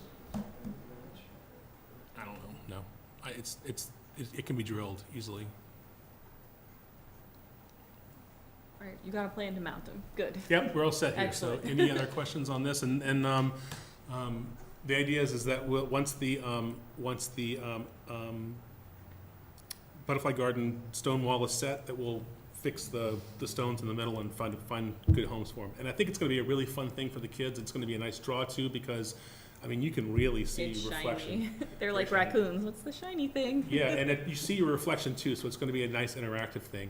And I did do a little bit of research to see about if there's any harmful effects of stainless steel gazing balls, and there's actually a benefit of using that I found. I don't know if they say that it increases the nitrogen in the ground. It draws in some electrons and transfers it to the dirt and makes Like a the salt crystal. dirt healthier. So, and I couldn't find anything about any adverse effects for butterflies or anything else. So, I think we're all set there. You got these now? Yes, I do. I would be curious as to whether the reflection from the sun would be dangerously bright. I don't think that's going to be an issue. Basically, you got a mirror effect there. Yeah, but there are gonna be plants all around it and, or won't it Well, be it's inset with the curved. plants? I mean, it's not like You it's mean gonna like bright enough to start a fire? I'm not trying to be nascent. No, I'm actually thinking of just hurting the kids' eyes. You know how it's bad to look in the sun, and I Yeah, don't kids know. do it I anyway. suspect because it's spherical, that it's going to be weaker in the light, but it's just I think it's gonna be okay. People get reflection off the chrome of cars and other cars' windshields that are just as intense. I don't, that is true. yeah, but those are accidental, they're not intentionally being gazed at, which is, Exactly.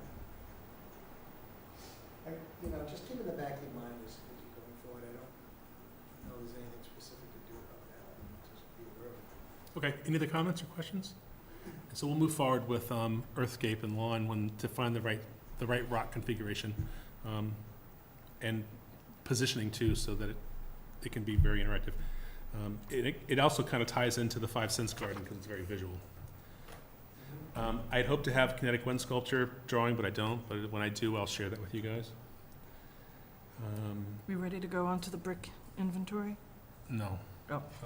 So signage update and discussion. We had a session at the library and tried to kind of put together some information about, or just draft ideas to kind of give to John.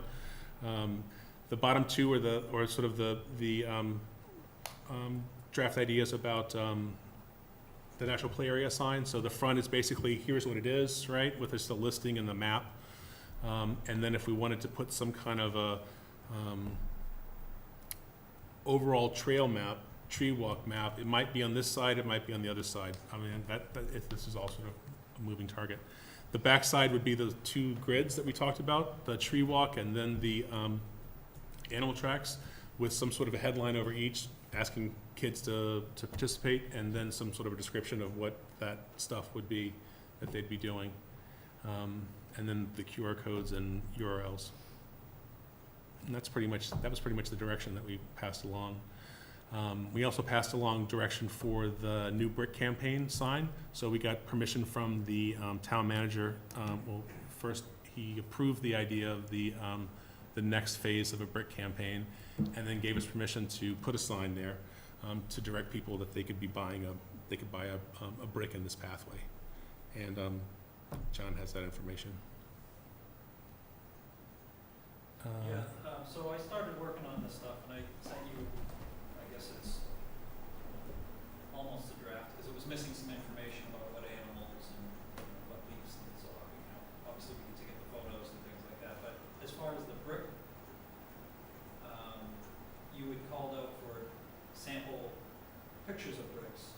I was wondering if do we have those, or is that something we need to generate? We'll have to generate from the brick engravers site, so we'll have to mock up a version. I think I'm not sure I could read or those just. They were just kind of off the top of my head sort of things. Just the idea was that it would be sort of tell people this is what you could put, right? So it could be honor a dog, honor a grandfather, honor a child.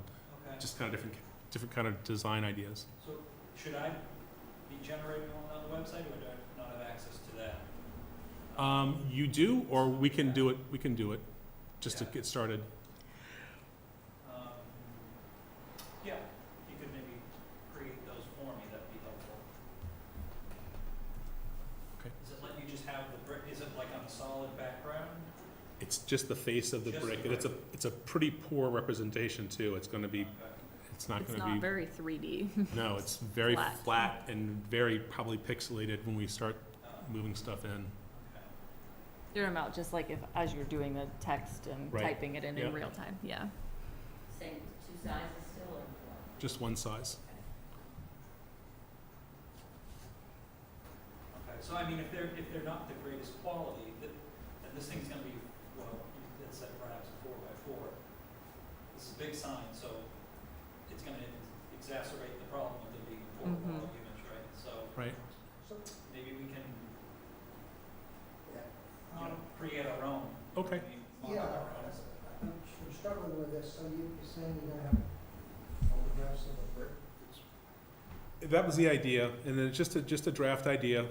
The idea was that it would sort of people seem to be struggling with what do I put on my brick. So the idea was that this would sort of set their expectations for things that they could. But if they're at the park, they're looking at other people's bricks right on the ground in front of them, so I don't really know that you need to put ideas there. We have something that says, look down. Well, I mean, but that's what I'm He was thinking. trying very hard not But to that's say what I'm that. thinking, like, it That's seems fine. like kind of a waste of real estate, when if they're looking at this sign, it's because they have seen the path and they've gotten an idea and they want one, so they're already like 95% of the way there. They just need to pay with a credit card. That's just my thought, like, so you kind of don't even run into that issue, like, just don't cause a problem that you have to fix, just don't have a problem. I agree with everything you just said, but if you do find yourself, you want to have an image of brick with something engraved on it, for, if you get to that point, my recommendation would be to just photograph one of the black bricks on the walkway, and then Photoshop the text on top of that. The- Do that in some style. Okay. Yeah, that would work. And that would probably give you a better result. Or photographed by actual bricks that have varying messages. Mm-hmm. That are Don't look down, just right here. We'll bring them to you. You can put it in parentheses, this is the one you're standing Well, on. it's useful to have those anyways, I think, because if we do a yard sign, that might, maybe we want to put it on that too. Right. And then they're not gonna be able to look down, so. We can't We reuse have the the new old element ones. of the symbols as well, so it would be, because you're not gonna be able to see the symbols on the pathway. Built yard signs were all destroyed, so they have to redo it anyway. Any other comments or questions? So the other one was the history sign information, and this is the text that we worked through on the, at that session. It still needs to be tweaked. But the idea was that we tried to give John 3 sets of pictures, sort of a hero picture of the playground at that time, and then a picture of volunteers that built it for each of the 3 phases of the playground that the history sign talks about. We also talked about how, since we have the mechanisms for getting funding, that we shouldn't include like we guys had said, we shouldn't include the scout thing on this, because it would just basically make it obsolete, just going right into it. So we should save that for the main kiosk. We also gave, if John has the real estate to make it work, we have, if that's 1A, 1B, we have C and D as well, images, if he wants to add more to it. And they're typically like just other pictures of, like for 1973, pictures of a guy digging a slide out and the kid watching and stuff like that. Can I make a really stupid comment about the pictures? I would put like the build and then the picture of the park and then the build and then the picture of the park, where, because it's a timeline thing to me, where you build it and then you have the park, and then you build it and then you have the park. Whereas this one is inverted, where it's like the park, and then that's my only 2 cents. That's very linear. Totally confused. It is a very linear way of thinking. I do not deny that. She's saying that the volunteers should take Yeah, precedent. each pair of pictures, you flip them, is that what you're saying? I would just say, because the build happened and then you have the park, you could put the building picture on top, but behind the picture of the park, because it was first, but it supports the picture. It's like a timeline. Yeah, it's a timeline thing with it gives you a timeline thing, and it gives you like, where you can have the beauty picture of the park in front of it slightly, but like, do you know what I'm saying? Like, build, park, Yeah. build, park. So, just so I'm clear, because I missed that meeting, you do want certain images to be larger than others, though? You want them, or no? It's up to you. I mean, it's up to you. I mean, I think the idea was that we would show the best picture we could find of the playground that we could find, right? And then there would be another picture of the people that were behind it. Okay, yeah, that's what I wasn't understanding with the naming of the files, one, the A's, B's, and C's, I didn't realize what that meant, so now I do. Well, it was just kind of a priority of this like the picture of the with the tot train thing. It was just that was what everybody generally felt was the best volunteer picture. So that was A. And then there was another one that was a picture of a guy digging a hole for the slide, and that one wasn't as great, but it was still kind of cute. That was B. So it was just a priority in our minds. When it comes to the picture itself, because that was part of wasn't that part of like a newspaper article or something like that? Right.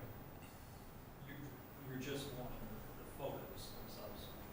It's up to you. I mean, that particular picture kind of looked cool because it had the Chelmsford News Weekly banner and stuff on it, but I mean, if you don't have the room, you don't have the room, Okay.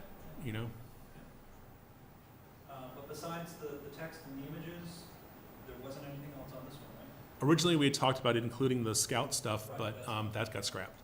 Okay. Right? Is there anything else that you guys want to see on the history sign?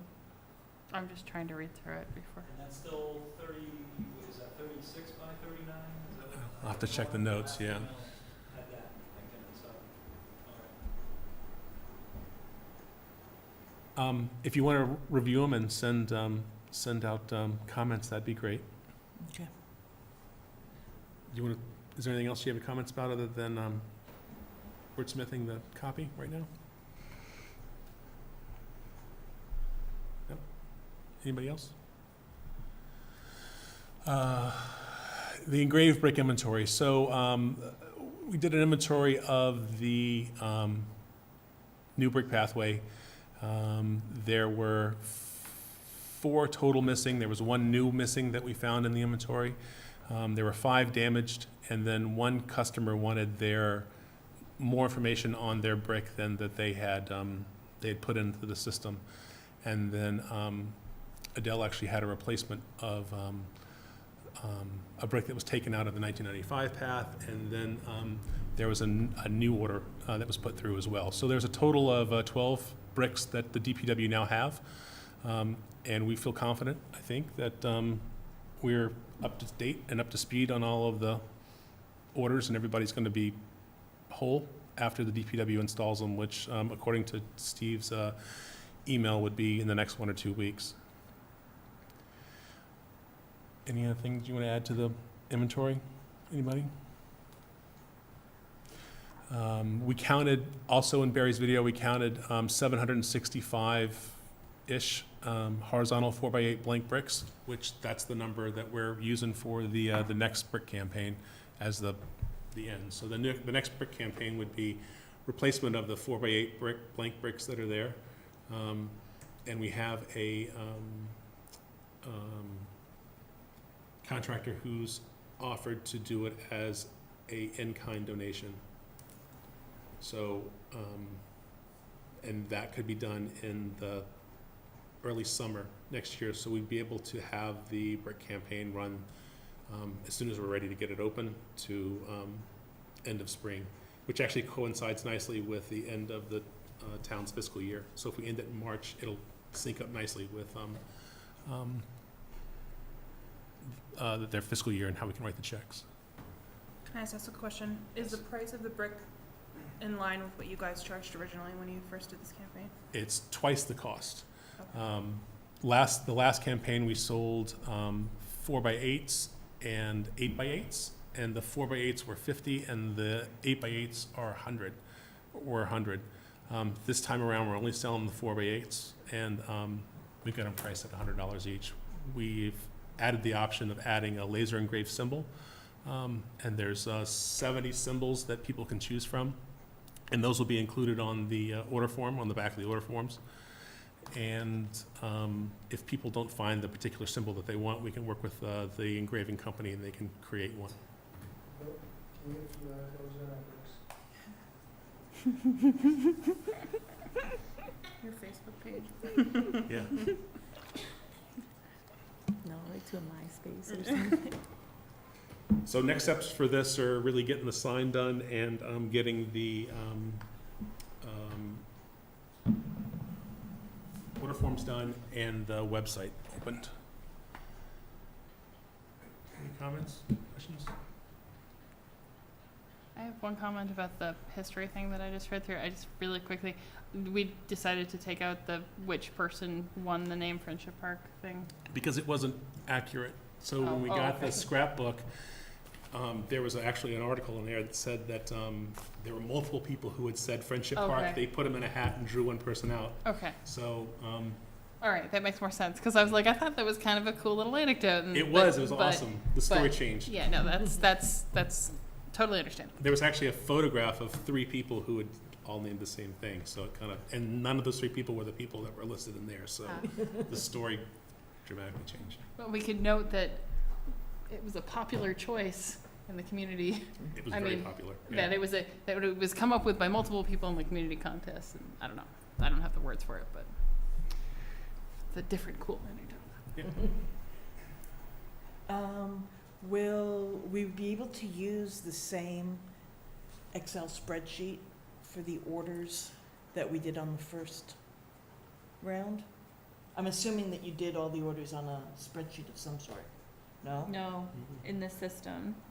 And then you can export a file as a, what do they call it, a comma delineated or something? It's a or CSV file. Thank you. Yeah, I don't know all of that. So you can then export it and look at it in an Excel file, but their database So you could doesn't It's appear, done like, online. You can convert it into yeah, a it's done spreadsheet. online. Well, I don't know how to use Excel, so I'm Oh, glad. Okay. But I was going to ask Daniil to help me with whatever it was.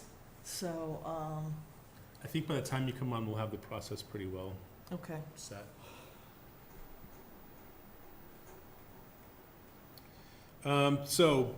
This is one of the bigger topics of discussion. People have been talking about adding more shade to the playground. And I just gathered some information for you guys.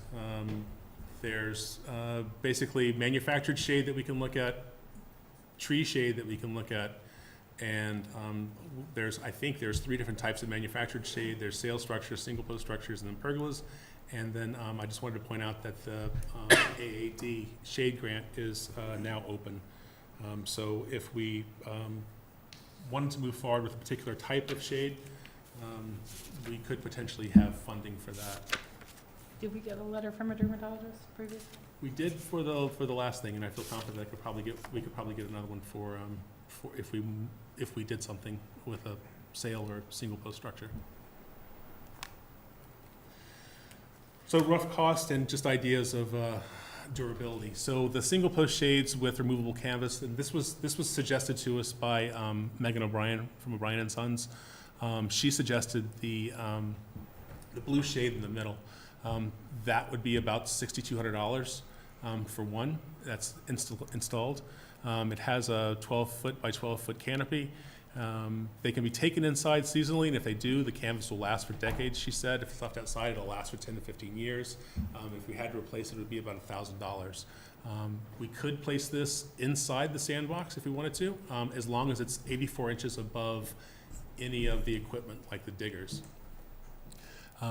There are single post cantilever shades, which is the one to the right of that, which kind of has the post offset.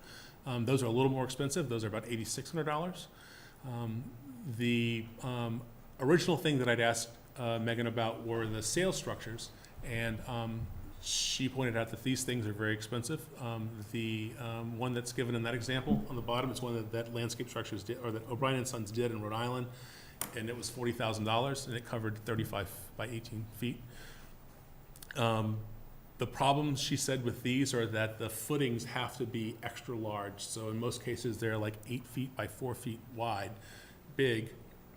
And so in our already established footprint, that's going to disrupt a lot of the stuff that we have in place. We had talked about the option of adding pergolas, and Megan said that pergolas do fit within the ASTM guidelines if you wanted to say put one over the sandbox.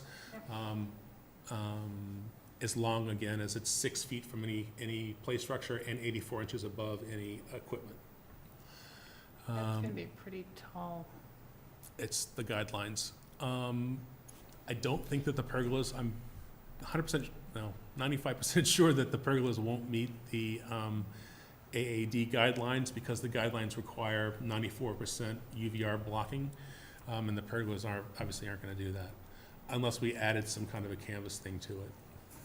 Or plant. Is this a pergola picture or is this not? So Picture of lower right.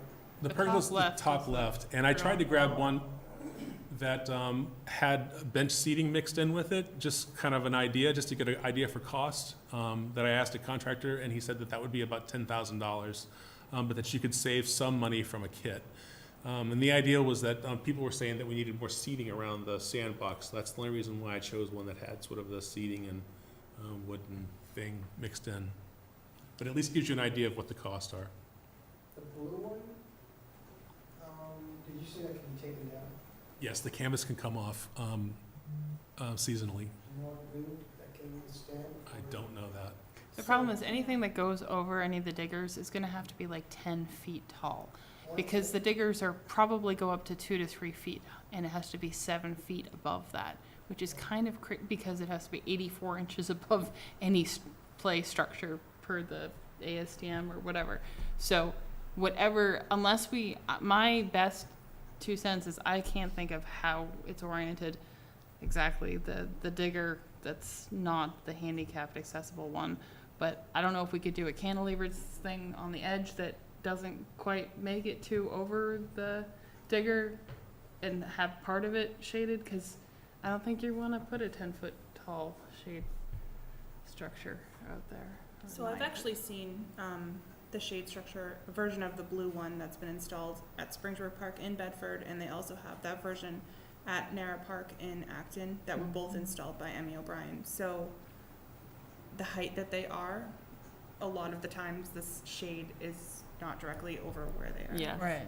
So Well, that's kind of why I was thinking You don't if get a lot you, out of it. if you did the shade structure, well, frankly, it's gonna be on the north side if it was, and that's not gonna actually, they're really durable. Oh. The blue part is really durable, and it's very easy to take. I've taken them down and up before, Oh. put them up before. So they're really easy to install, and should be taken down in the winter. But right. and they look really nice. Yeah, my concern is I don't think we really want to install one in the center of the sandbox. And if you did so install it in the center of the sandbox, it would have to be 9-10 feet in the air. Whereas the cantilevered one, you might be able to get away with it being off to the side enough that it's not People over. really calling for shade in that Yes. one specific area. Yeah, it's I pretty don't hot. want to, it does get hot, and I don't want to discredit what people are thinking and feeling and saying, but based on the cost of these and the big thing is, I've seen these other places too. Very rarely is the shade it providing lining up with what's underneath it because the sun is constantly moving. I just don't think that that we're accomplishing the goal, and certainly not, spending a lot of money too. So we can spend a lot of money and not really accomplish anything. And, we were there when it was 100 degrees and the shade from the trees was heavily utilized. The kids were still playing in the metal diggers in the sandbox. When they were hot, they went and sat under the tree and drank water, just like any parent would have their child do when they overheat. Yes, you cannot stand and play in that digger when it's 100 degrees for 3 hours, but hopefully you're Yeah. also having your kids share and take turns, so. My son really doesn't seem to care. It's more me. It's more me that gets hot Yeah. standing there watching Yeah. him. Yeah, and so I just think that this isn't a good use of funds, personally. You said the grant cycle's open, so a Right. grant could be written to fund these. That's the thing, we could get $8,000 covered on it, and even the cantilevered one is just about $8,000. And I think not covering the entire sandbox, I think if you did a portion of the sandbox, and I understand what you're saying about it not lining up, whatever, but it would give something near the sandbox for people who are Well, there's standing about around. to be a big shade structure put in over that concrete pad that abuts the sandbox. Yes. I think you're gonna find that the sandbox is gonna get some shade I just because of assume how so. that falls. So I would say we do none of this until that's installed and we see, where is the shade actually falling and hitting that? It might be like, wow, that actually is enough. We don't need this. I think we That shouldn't be has rushing been into something this. I've kind of, because that's on the south side, so you should be able to, the sun is, I think it's Yeah. gonna help a lot.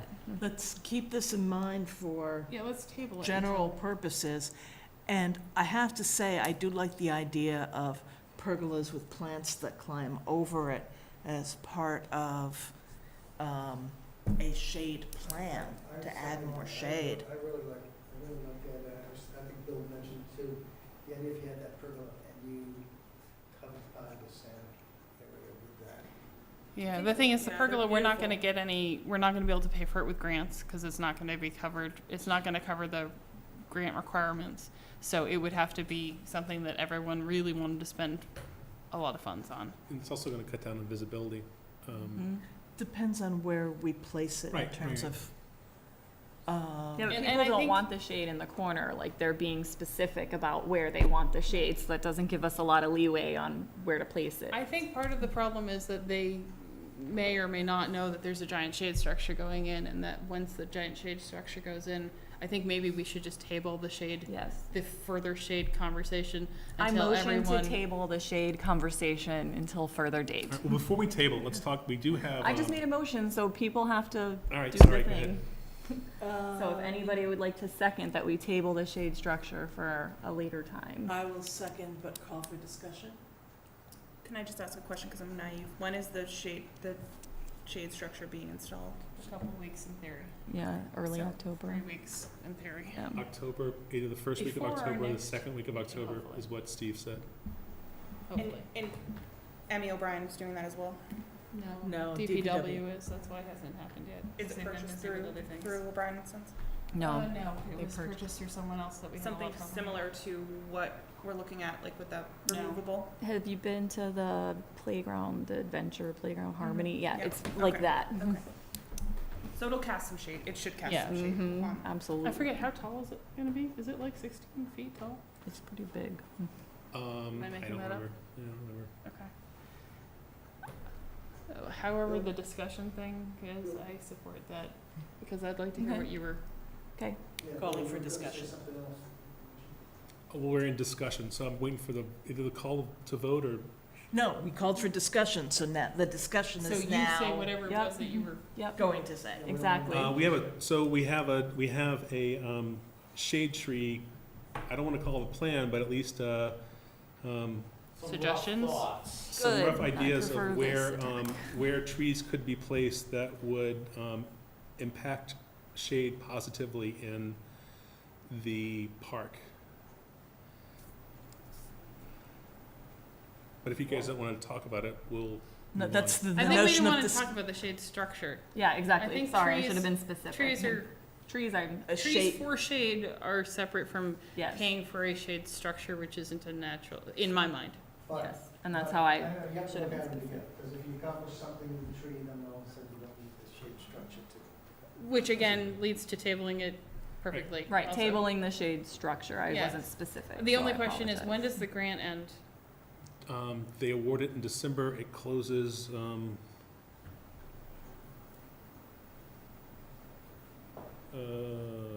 I'm sorry, Oh, it's, it okay, ends in closes in December, December. and they award it, in March. Okay, so we can still discuss it at the end of October after we've seen what the Sure. shade of the new shade thing does, Yeah, and have time to do something about it. yeah. So I love that there's a plan to do more planting. So, Jim put this together, and, the, track of the sun is gonna vary, Seasonally? seasonally, but it's, I mean, you can see that, you can see kind of where this is a setting sun, so you can kind of see where it ends up over in that, far left corner and starts, somewhere on the top, middle to the left. This is about how many, trees that Jim could squeeze into the park. And the I like that you went task all that we out. asked him for was to identify potential areas and then identify potential varieties of trees that could be placed in there. And I think he kind of did that. He's got Princeton elms kind of around the 2 to 5 area in those green circles with A's on them. He's got sort of flowering dogwoods out in the front around the entryway. In essence, I guess the total possible amount of trees that we could do if we went crazy would be 26. I think you probably would agree that we don't want to block off that entire northern part of the thing and not be able to see the pond on the other side of the thing. So I mean, we could cut back from there. I'm also curious, are these circles the protected tree area? Because you're in the middle of the Right, this would the be whole, end, all of the A's are in the middle of something that's got something, if I may. You may. yes.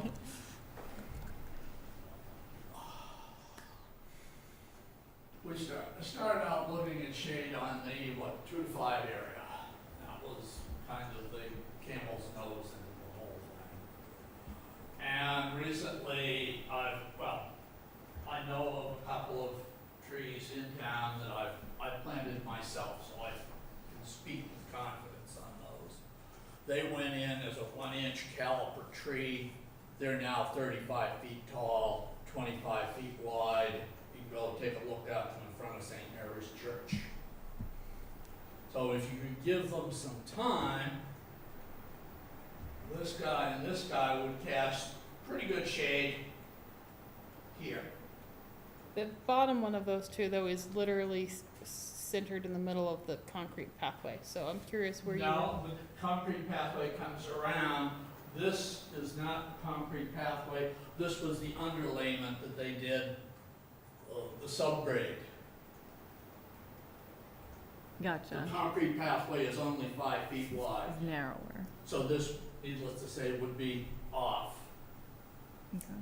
And one here, one here. This, I guess my question is, I'm sorry, that bottom one, are you talking about putting it north of the concrete pathway? south, this one, Because the south of the concrete pathway, you're in the wood chip area right. of the swings, and aren't you gonna run into the swings? No, because that's actually turf. The grass. These are not within any of the safety zones for any of the equipment. Okay, I just know that that bench right there was on wood chips. That bench right next to it was when we were like, we could put that on wood chips and not be in the safety zone, so I assumed that, There's a piece of turf there, as I recall. okay. Right now, I think it's where that Right now sound it's thing reeds. is, and the, And the same one here, this Trunk one would fence, also the give you some tic-tac-toe. shade on the sun. That's over here. Here's the sundial right here. oh, okay. So This at is this noon way. time, the shade would be going this way. Mm-hmm. 3 o'clock, it would be angled this way, and 6 o'clock here. 6 a.m. and 6 p.m. probably aren't of concern to anybody. Yes, ma'am? No, I'm sorry, I was just trying to orient myself. Okay. And again, it depends on the time of the year. In June 21st, longest day of the year, sun is very high up, you don't really get much shade. Who said Mother Nature doesn't have a sense of humor? And later on, the shade will get more and more. I originally thought of these as being Princeton, which has a vase-shaped thing. But now actually looking at this and some pictures I took, probably this picture doesn't do any good at all. Because these trees over here are blocking the sun at about 6 in the afternoon. It's a start. Yeah, that's also where the whole berm is. And the Yeah, we don't fence. know where the berm is. Right, which, We don't know where the fence is. so I guess maybe we could use Steve's money to pay for those white trees, right?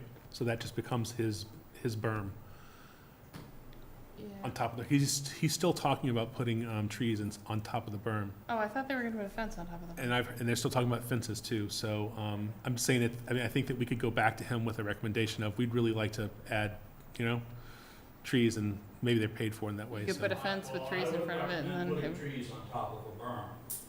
well, that's. Even arborvitae? I don't know, we could, tomato. I don't think there's No, a- I wouldn't recommend putting anything on those berms. I don't Okay. think there's any argument that there's a berm between the swings and the houses over there. I No. think, No. That's what the plan calls for, placement of the trees is a separate item. Right, so maybe the trees aren't on the berm itself, maybe it's right in front of the berm. I just didn't know there was space between The the berm. problem in this whole area is the soil's overcompacted. I went out and I tested it, and it's a real issue,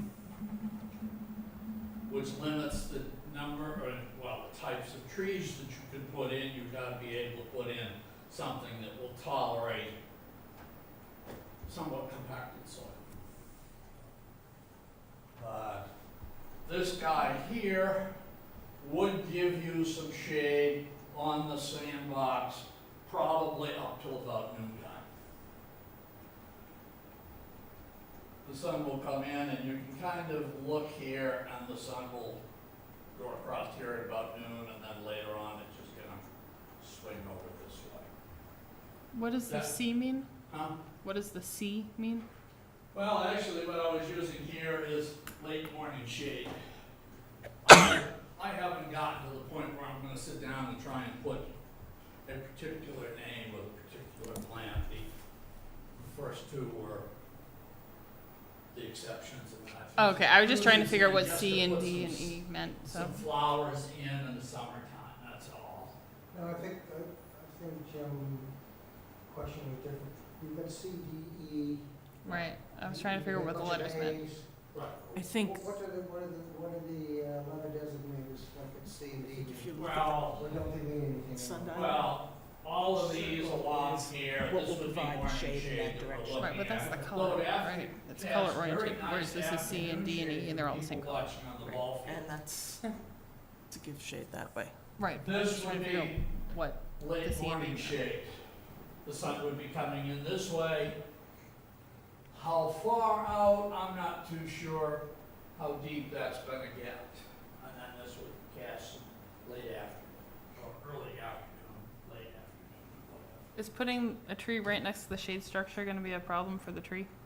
whatever. Or the shade structure when it grows? These are V-shaped, well, I was looking at that, thinking about it, that would probably be again another Princeton elm, which are V-shaped. Does V mean V, or I don't know what Yeah, V shape? well, you can imagine a V, an ice cream cone. Okay. And then there was some other thoughts about using maybe some other flowering trees or whatever. I'm looking at it, and almost think there's too many trees. I don't know. It's a thought. So could I ask the question, Sure. because we gotta give it time to grow. Right. So for them to be of a size where they kind of start helping, like doing their job, if you will, like how many years? I'm thinking you'd probably be 4 to 6 years. 4 to 6 years, and then you start to see some benefit? Yeah, I think some of them you'd probably get some more benefit before that.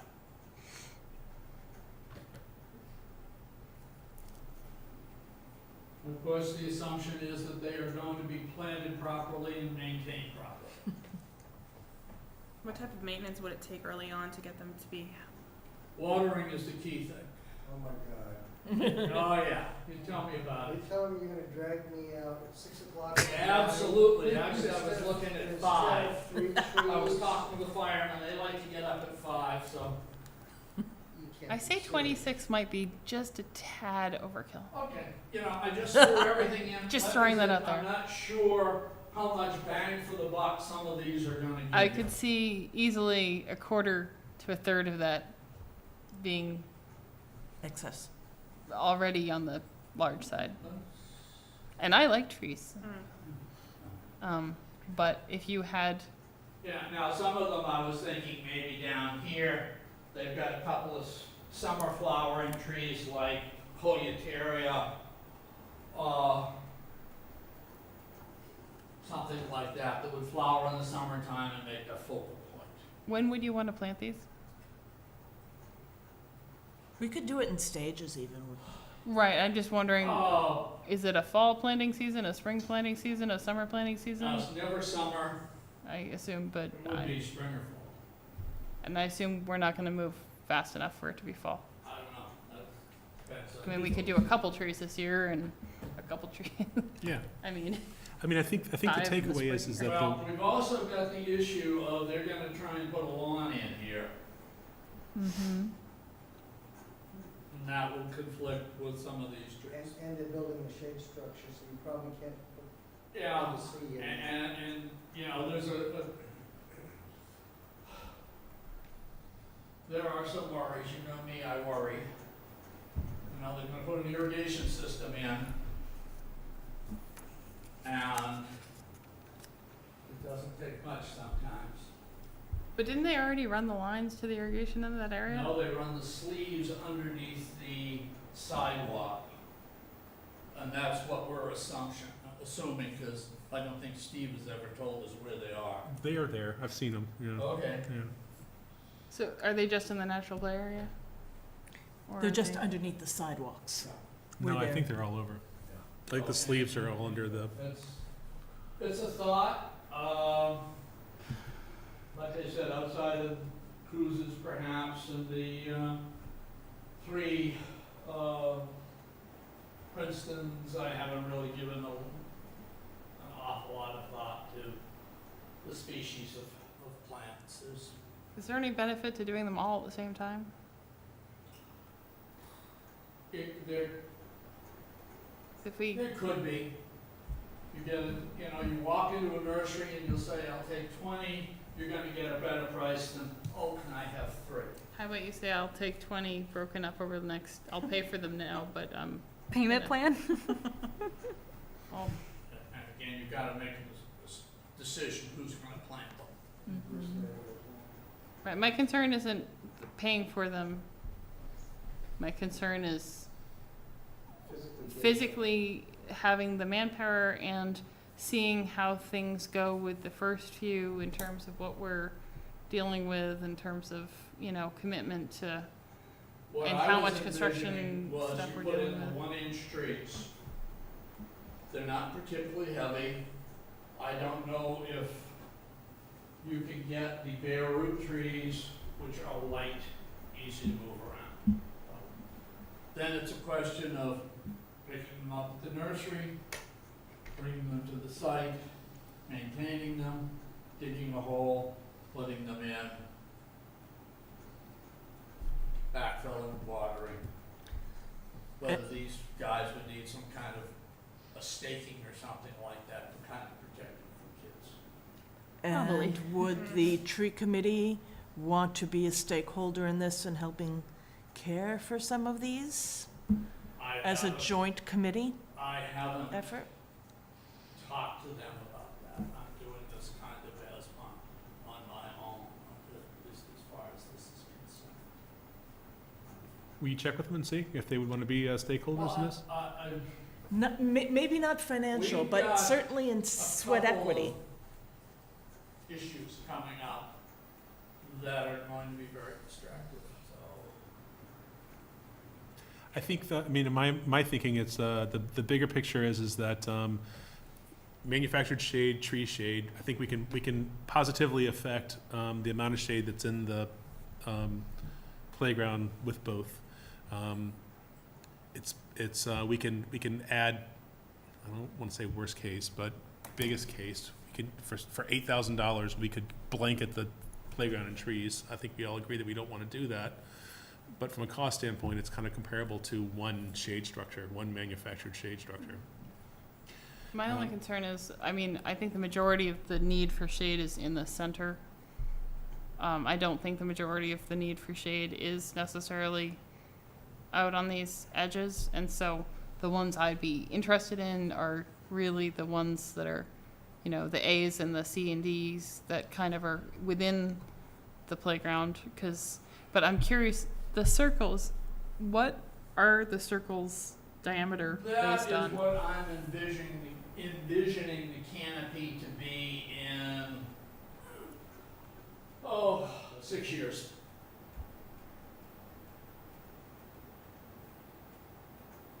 Okay. Can I add something? The problem here is this thing isn't to scale. So Yeah. it's kind of hard to know how big everything is. By measurement, this, as I recall, is 35 feet. What do you mean it's not to scale? It's a picture, so, I mean, No, his circles like aren't. Yeah, So your they're circles kind aren't of to scale? guesstimates. And if Okay. you really check, you'll find out they're all slightly different. yes, they You know, look this is slightly, not yes. highly, draftsmanship is not one of my strong suits. It's just to put in some idea. I was looking at it more to kind of give an idea of how much shade we could get on this and the sandbox. So I guess my only question is these ones that I'm most interested in, because they give shade within the actual like 2 to 5 area, whatever, and the circles and the tree protective zones, and are we gonna run into problems with the benches in the tree protection zones that we've previously been told we shouldn't do, and the, Benches in the tree protection. Yeah, you have zone. benches They're all right next- outside. Well, basically, they're outside, and, a bench is not as much of a problem as some other things. And this will have to be dealt with in the maintenance plan. You're looking at a canopy there, protections in your circles, right? Your I'm circles, sorry? your circles reflect canopy, they don't reflect the tree protection zone. right, but the A's are literally right next to benches. Like the A's are basically on top of benches. Can I add something to what you said, just quickly? This tree, I think, would be a really good one to get started with, for a little different reason. In the morning, that morning sun comes through in the late morning around 9 o'clock, and this equipment gets very hot. Yeah, but I'm very concerned about the lack of shade in that little kids area. This is the area that, from what I've seen, seems to be, you've got the youngest kids over here, and this little area is so open. Something like in this this area, but this one in particular would give you something, and then maybe as you move towards, the afternoon, this guy would Yeah. start to do that. So Mhm. those would be really good candidates, as you said, late in the evening, or really early in the morning. But you can look here and you can see the shade is back here from this guy over here. Yeah. I mean, I know when we've been out there watering in the morning, we get there Right. at 7 o'clock, and it's already hot. Yeah. You're feeling it. But there's actually quite a bit of shade at that time of day. Oh, I know. But you don't really You need it. just really, well, I do. It's just the way the thing is laid out, it's not ideal, but it's some thoughts, give it a chance. Bill, you might wanna take a look and show them the cost and maybe that will. Huh? Don't you have another slide as far as the It cost? specifies right there, it says $300 average Yeah, cost, okay, yeah. total It's about- 7.8.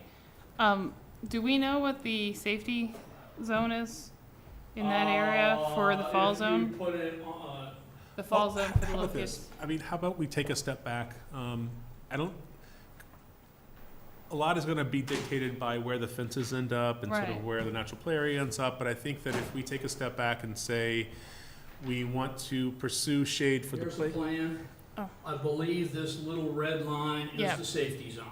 Okay, thank you.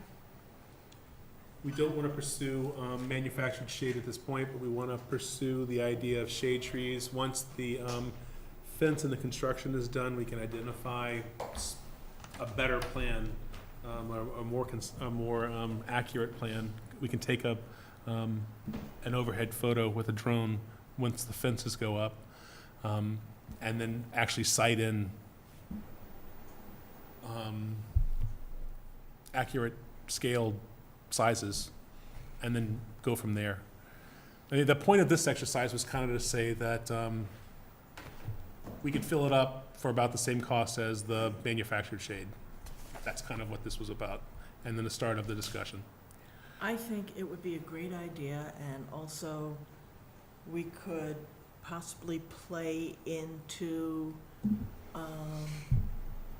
fundraising and Arbor Day by, after we get the first few trees that we want planted this fall, the rest of the tree plans could be fundraising where we're, asking groups to sponsor particular trees at twice their cost or something like that, in celebration of Arbor Day, and it becomes an Arbor Day Right. kind of.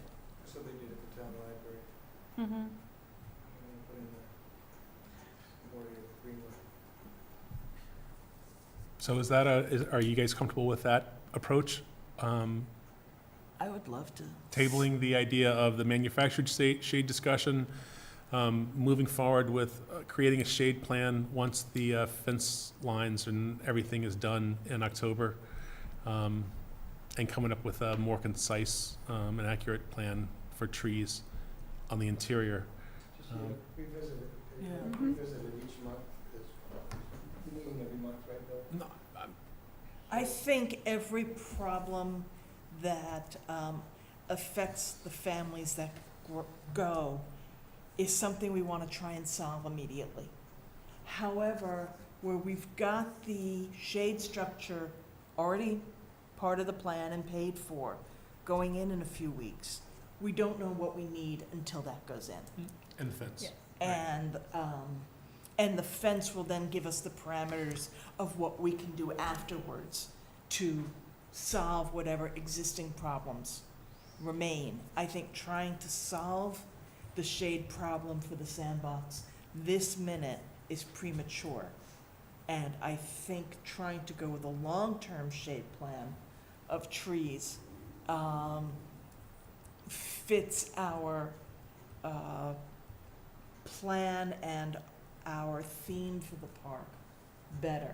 And if we still find we need artificial shade structures, talk then about let's it again. tackle it then, Mm-hmm. based on what each specific area needs. Instead of making a blanket, well, we can do one of these, but what does this area really need? Okay. So the game plan would be to table the manufactured stuff, get the fence and all the stuff done in October, take an overhead view, and create a plan for tree plantings. And possibly put in 3 trees this fall in the most needed areas around the 2 to 5 area. the 2 to 5 area, since we know that no matter what, that area requires more shade than exists right now. Jim, can you create a planting plan for trees for the 2 to 5 area specifically, prior to the fences going in and the work being done in October? Just a plan that we can, Well, I don't know, I'd go with these 2 guys right here. This one, I'd have to think of what variety. Which 2? These 2 right Yeah. here. Okay, Mhm. yeah. And then this guy probably would be a different variety, a different shape. Mm-hmm. The sun is coming in low, you want something with low branches on this one, so you want a different shape than a V shape, which works better at noontime. Mhm. so for the next meeting, you think you could do that? Thanks, Jim. Thank you. Okay. So you'll have a plan that has sort of I'll give you a rough 3. location and then the varieties? Yeah. Okay. Great. Which leaves us with the parliamentary. Daniil, do you want to withdraw the motion, or? Well, mine was just to move on from the structure. Like, I was all about talking about the trees. I just wanted to get Do away you want from us the to vote structure. on it? No. So you withdraw the motion? Oh, okay, yes. Okay, right, yeah. All these the niceties. Nuance, Yeah. Any mhm. other comments or We're all questions set. on this part? The only other comment is I would love to see Jim do a plan for all 4 of the A's. Do you think that would be too many trees? Do you think, for you guys, or would that be trying to do too much at once? If you're doing 3, you might as well do all 4 as far as I'm concerned, but, Let me rephrase that to the people who are watering. Do you think that's too much at once? A 1-inch tree doesn't take that much. Okay. But you're the one doing the effort to Well, water them. Yeah, I have certain, By the time they get to be tall enough, I'll be dead and I now, won't worry. yeah. That's the spirit. And, I'm counting on that. I'll throw an ad in here. We're watering these 3 trees because they were injured and severely damaged as far as the roots are concerned. Right. The other trees, once they're established, pretty much, you're on your own. Okay. So for your plan, you can put together a plan that would offer maximum shade for the 2 to 5 area. That's the goal. Yeah, and that, in my mind, that's probably those 3 trees. Do you guys want to see expanded to include the sandbox area, if possible? I don't think we want to do anything with the sandbox area. With the shade structure coming in, we'll see more of Okay. what's going on, and I So think that you're already going to have. just the 2 to 5 area. 2 trees. Thanks. Any other comments or questions? Oh, yeah, that's. So, since July, you've been out there watering the maples and the linden and the apple? No, not the apple. We didn't water the apples. Linden and maple, that's, And 3 then, is enough. and then expecting the, it to go on through the fall. Well, I'm hoping tomorrow we get a fair amount of rain, and we're getting into cooler weather. I'm hoping Mother Nature can now take over. I How don't are the know. trees doing? But you're on standby if you're needed. Yes. You know, Perfect. Appreciate it. I have had in the past where we've had a dry October. Mhm. And if anybody at home is still watching or just tuned in, and they are interested in learning more about watering trees and helping out, please contact Jim at jimtrees@aol.com. You can see it's very high-tech. How are the trees doing? Are you I seeing am- any I am indication in very- one way or the other? I am very they are in much better shape than I thought they would be. I would like to take credit for it, but I can't. Mother Nature came through with a couple of good rains in July and August, and rain does much better for plants than irrigation. So they haven't started to color up yet, which is a sign of they're doing good. Oh, you mean fall color? Yeah. Oh, okay. But Six that weeks doesn't that color mean earliest. they can't fall on their face next spring. You just don't know. You're dealing with a living organism, and you gotta have a sense of humor, I guess. All right, so next, just a real quick update. You guys have seen this before. This is the original budget that Steve has been using. I haven't gotten any updates on it. This is the spend up to $450,000. This is where he was. And then this is the list of things that we've added that weren't budgeted. And wanted to point out that the Friends of Roberts Field wrote a check to the town for $37,000 to cover those things that are in bold. The things that weren't paid for weren't things that we haven't finished yet. So the permanent sponsor plaque in stone, the plants, the kinetic wind sculpture is still sort of in flux on what that's going to cost, but everything else is paid for. And then this list of what the in-kind donations were that are coming as well. Any questions on that? Just a quick update. We've raised, the Friends of Roberts Field has raised about over $117,000 now. And that's how that breaks out. Any questions on that? Maintenance plan? I ran off and left them. That's okay, we're running late. So Jim is working on a draft of a maintenance plan for all of the park, right? Or just the playground? Just a playground. Okay, so just the playground. It can be expanded or whatever, but. Is that something that you can have a draft of that you can share with Yeah, I us? should have, actually, I emailed you a copy, you can forward it. Okay, I'll do that. I'll forward it along to, and I'll post it so that it's Yeah. a public And document. on the plan, there's line numbers. So if you want to say something, refer to the line number rather than, well, it's the third paragraph, Right, whatever. Perfect. It just makes communication. much better. And again, it is rough. But It's a start, yeah, starting that's place. great. Yeah. I appreciate you doing that. It's gonna be, it's a big part of our task. It's one of the things we have to do as a committee. Any questions on that? No. Next meeting date.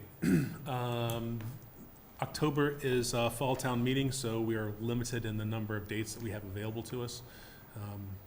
One, because you can't have dates on the same nights that town meeting falls, and then also because finance committee is meeting every week and the tax classification committee is still meeting every week. So these are the dates we have to choose from.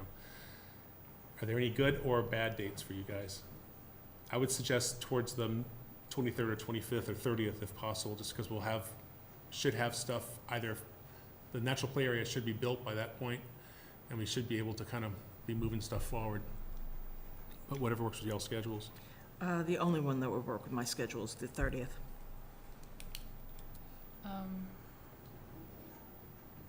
They'll work for me. I can do any of the later in the month. I can do anything from the 23rd on. Yeah, me too.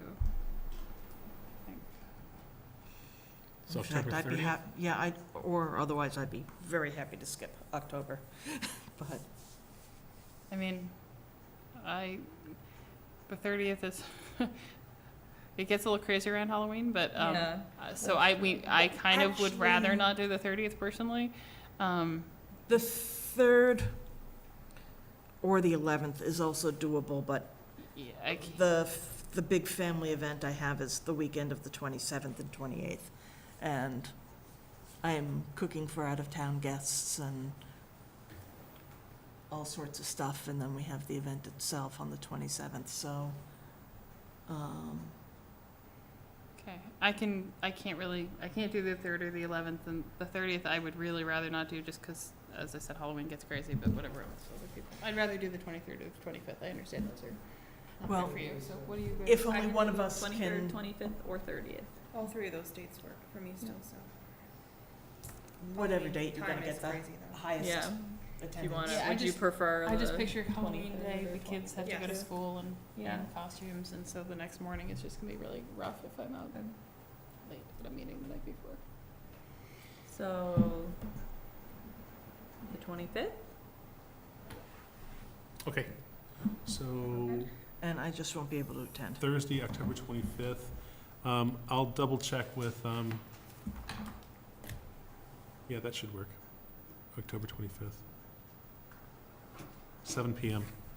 Mm-hmm. Same time, same place. And if it's possible for you to, whatever. If not, we'll figure it out. In all best scenarios, no. Meeting minutes, we didn't get the July 10th meeting circulated, so we have no minutes to approve, so we'll have to hold off on those until later. I sent those out. I mean, like a long time ago. I sent them out for the August meeting. Well, okay, so has anybody reviewed them? I don't remember seeing them, but that was a long time ago. I don't remember anything. She hasn't. Oh, yeah, I might have not. No, But but I was think. there. We'll put these on the, can you resend them out, and then we will, Yeah, I'll resend them out. and we will add that to the next agenda, Yeah. and then Then I'll accept a motion to adjourn. Motion to adjourn. Two things. Just so you folks know, I just pulled some soil samples for the 3 trees and Catch sent them in John a second. and get them tested. Okay. Soil samples, so we know what nutrition is. What about the certificate of thanks for the fire department? It looked great. I saw it. I tried to email you back, but Oh, okay. it kept crashing. You just need to change the committee name to Robertsville Advisory Committee, not Robertsville Improvement Committee. Okay, That's it. all right. What is the, A certificate of thank you to the Engine 3 firefighters for them allowing us to use their hoses. Oh, Or yeah. their water. cool. They were very cooperative. In awesome. fact, I don't know what we would have done without their cooperation. Excellent. We settled on the 25th for the next meeting. Yeah. The 25th. 7 PM. So I'll accept a motion to adjourn. Motion to adjourn. All in favor? Uh, Thank you, guys. nice meeting you all. Nice meeting you.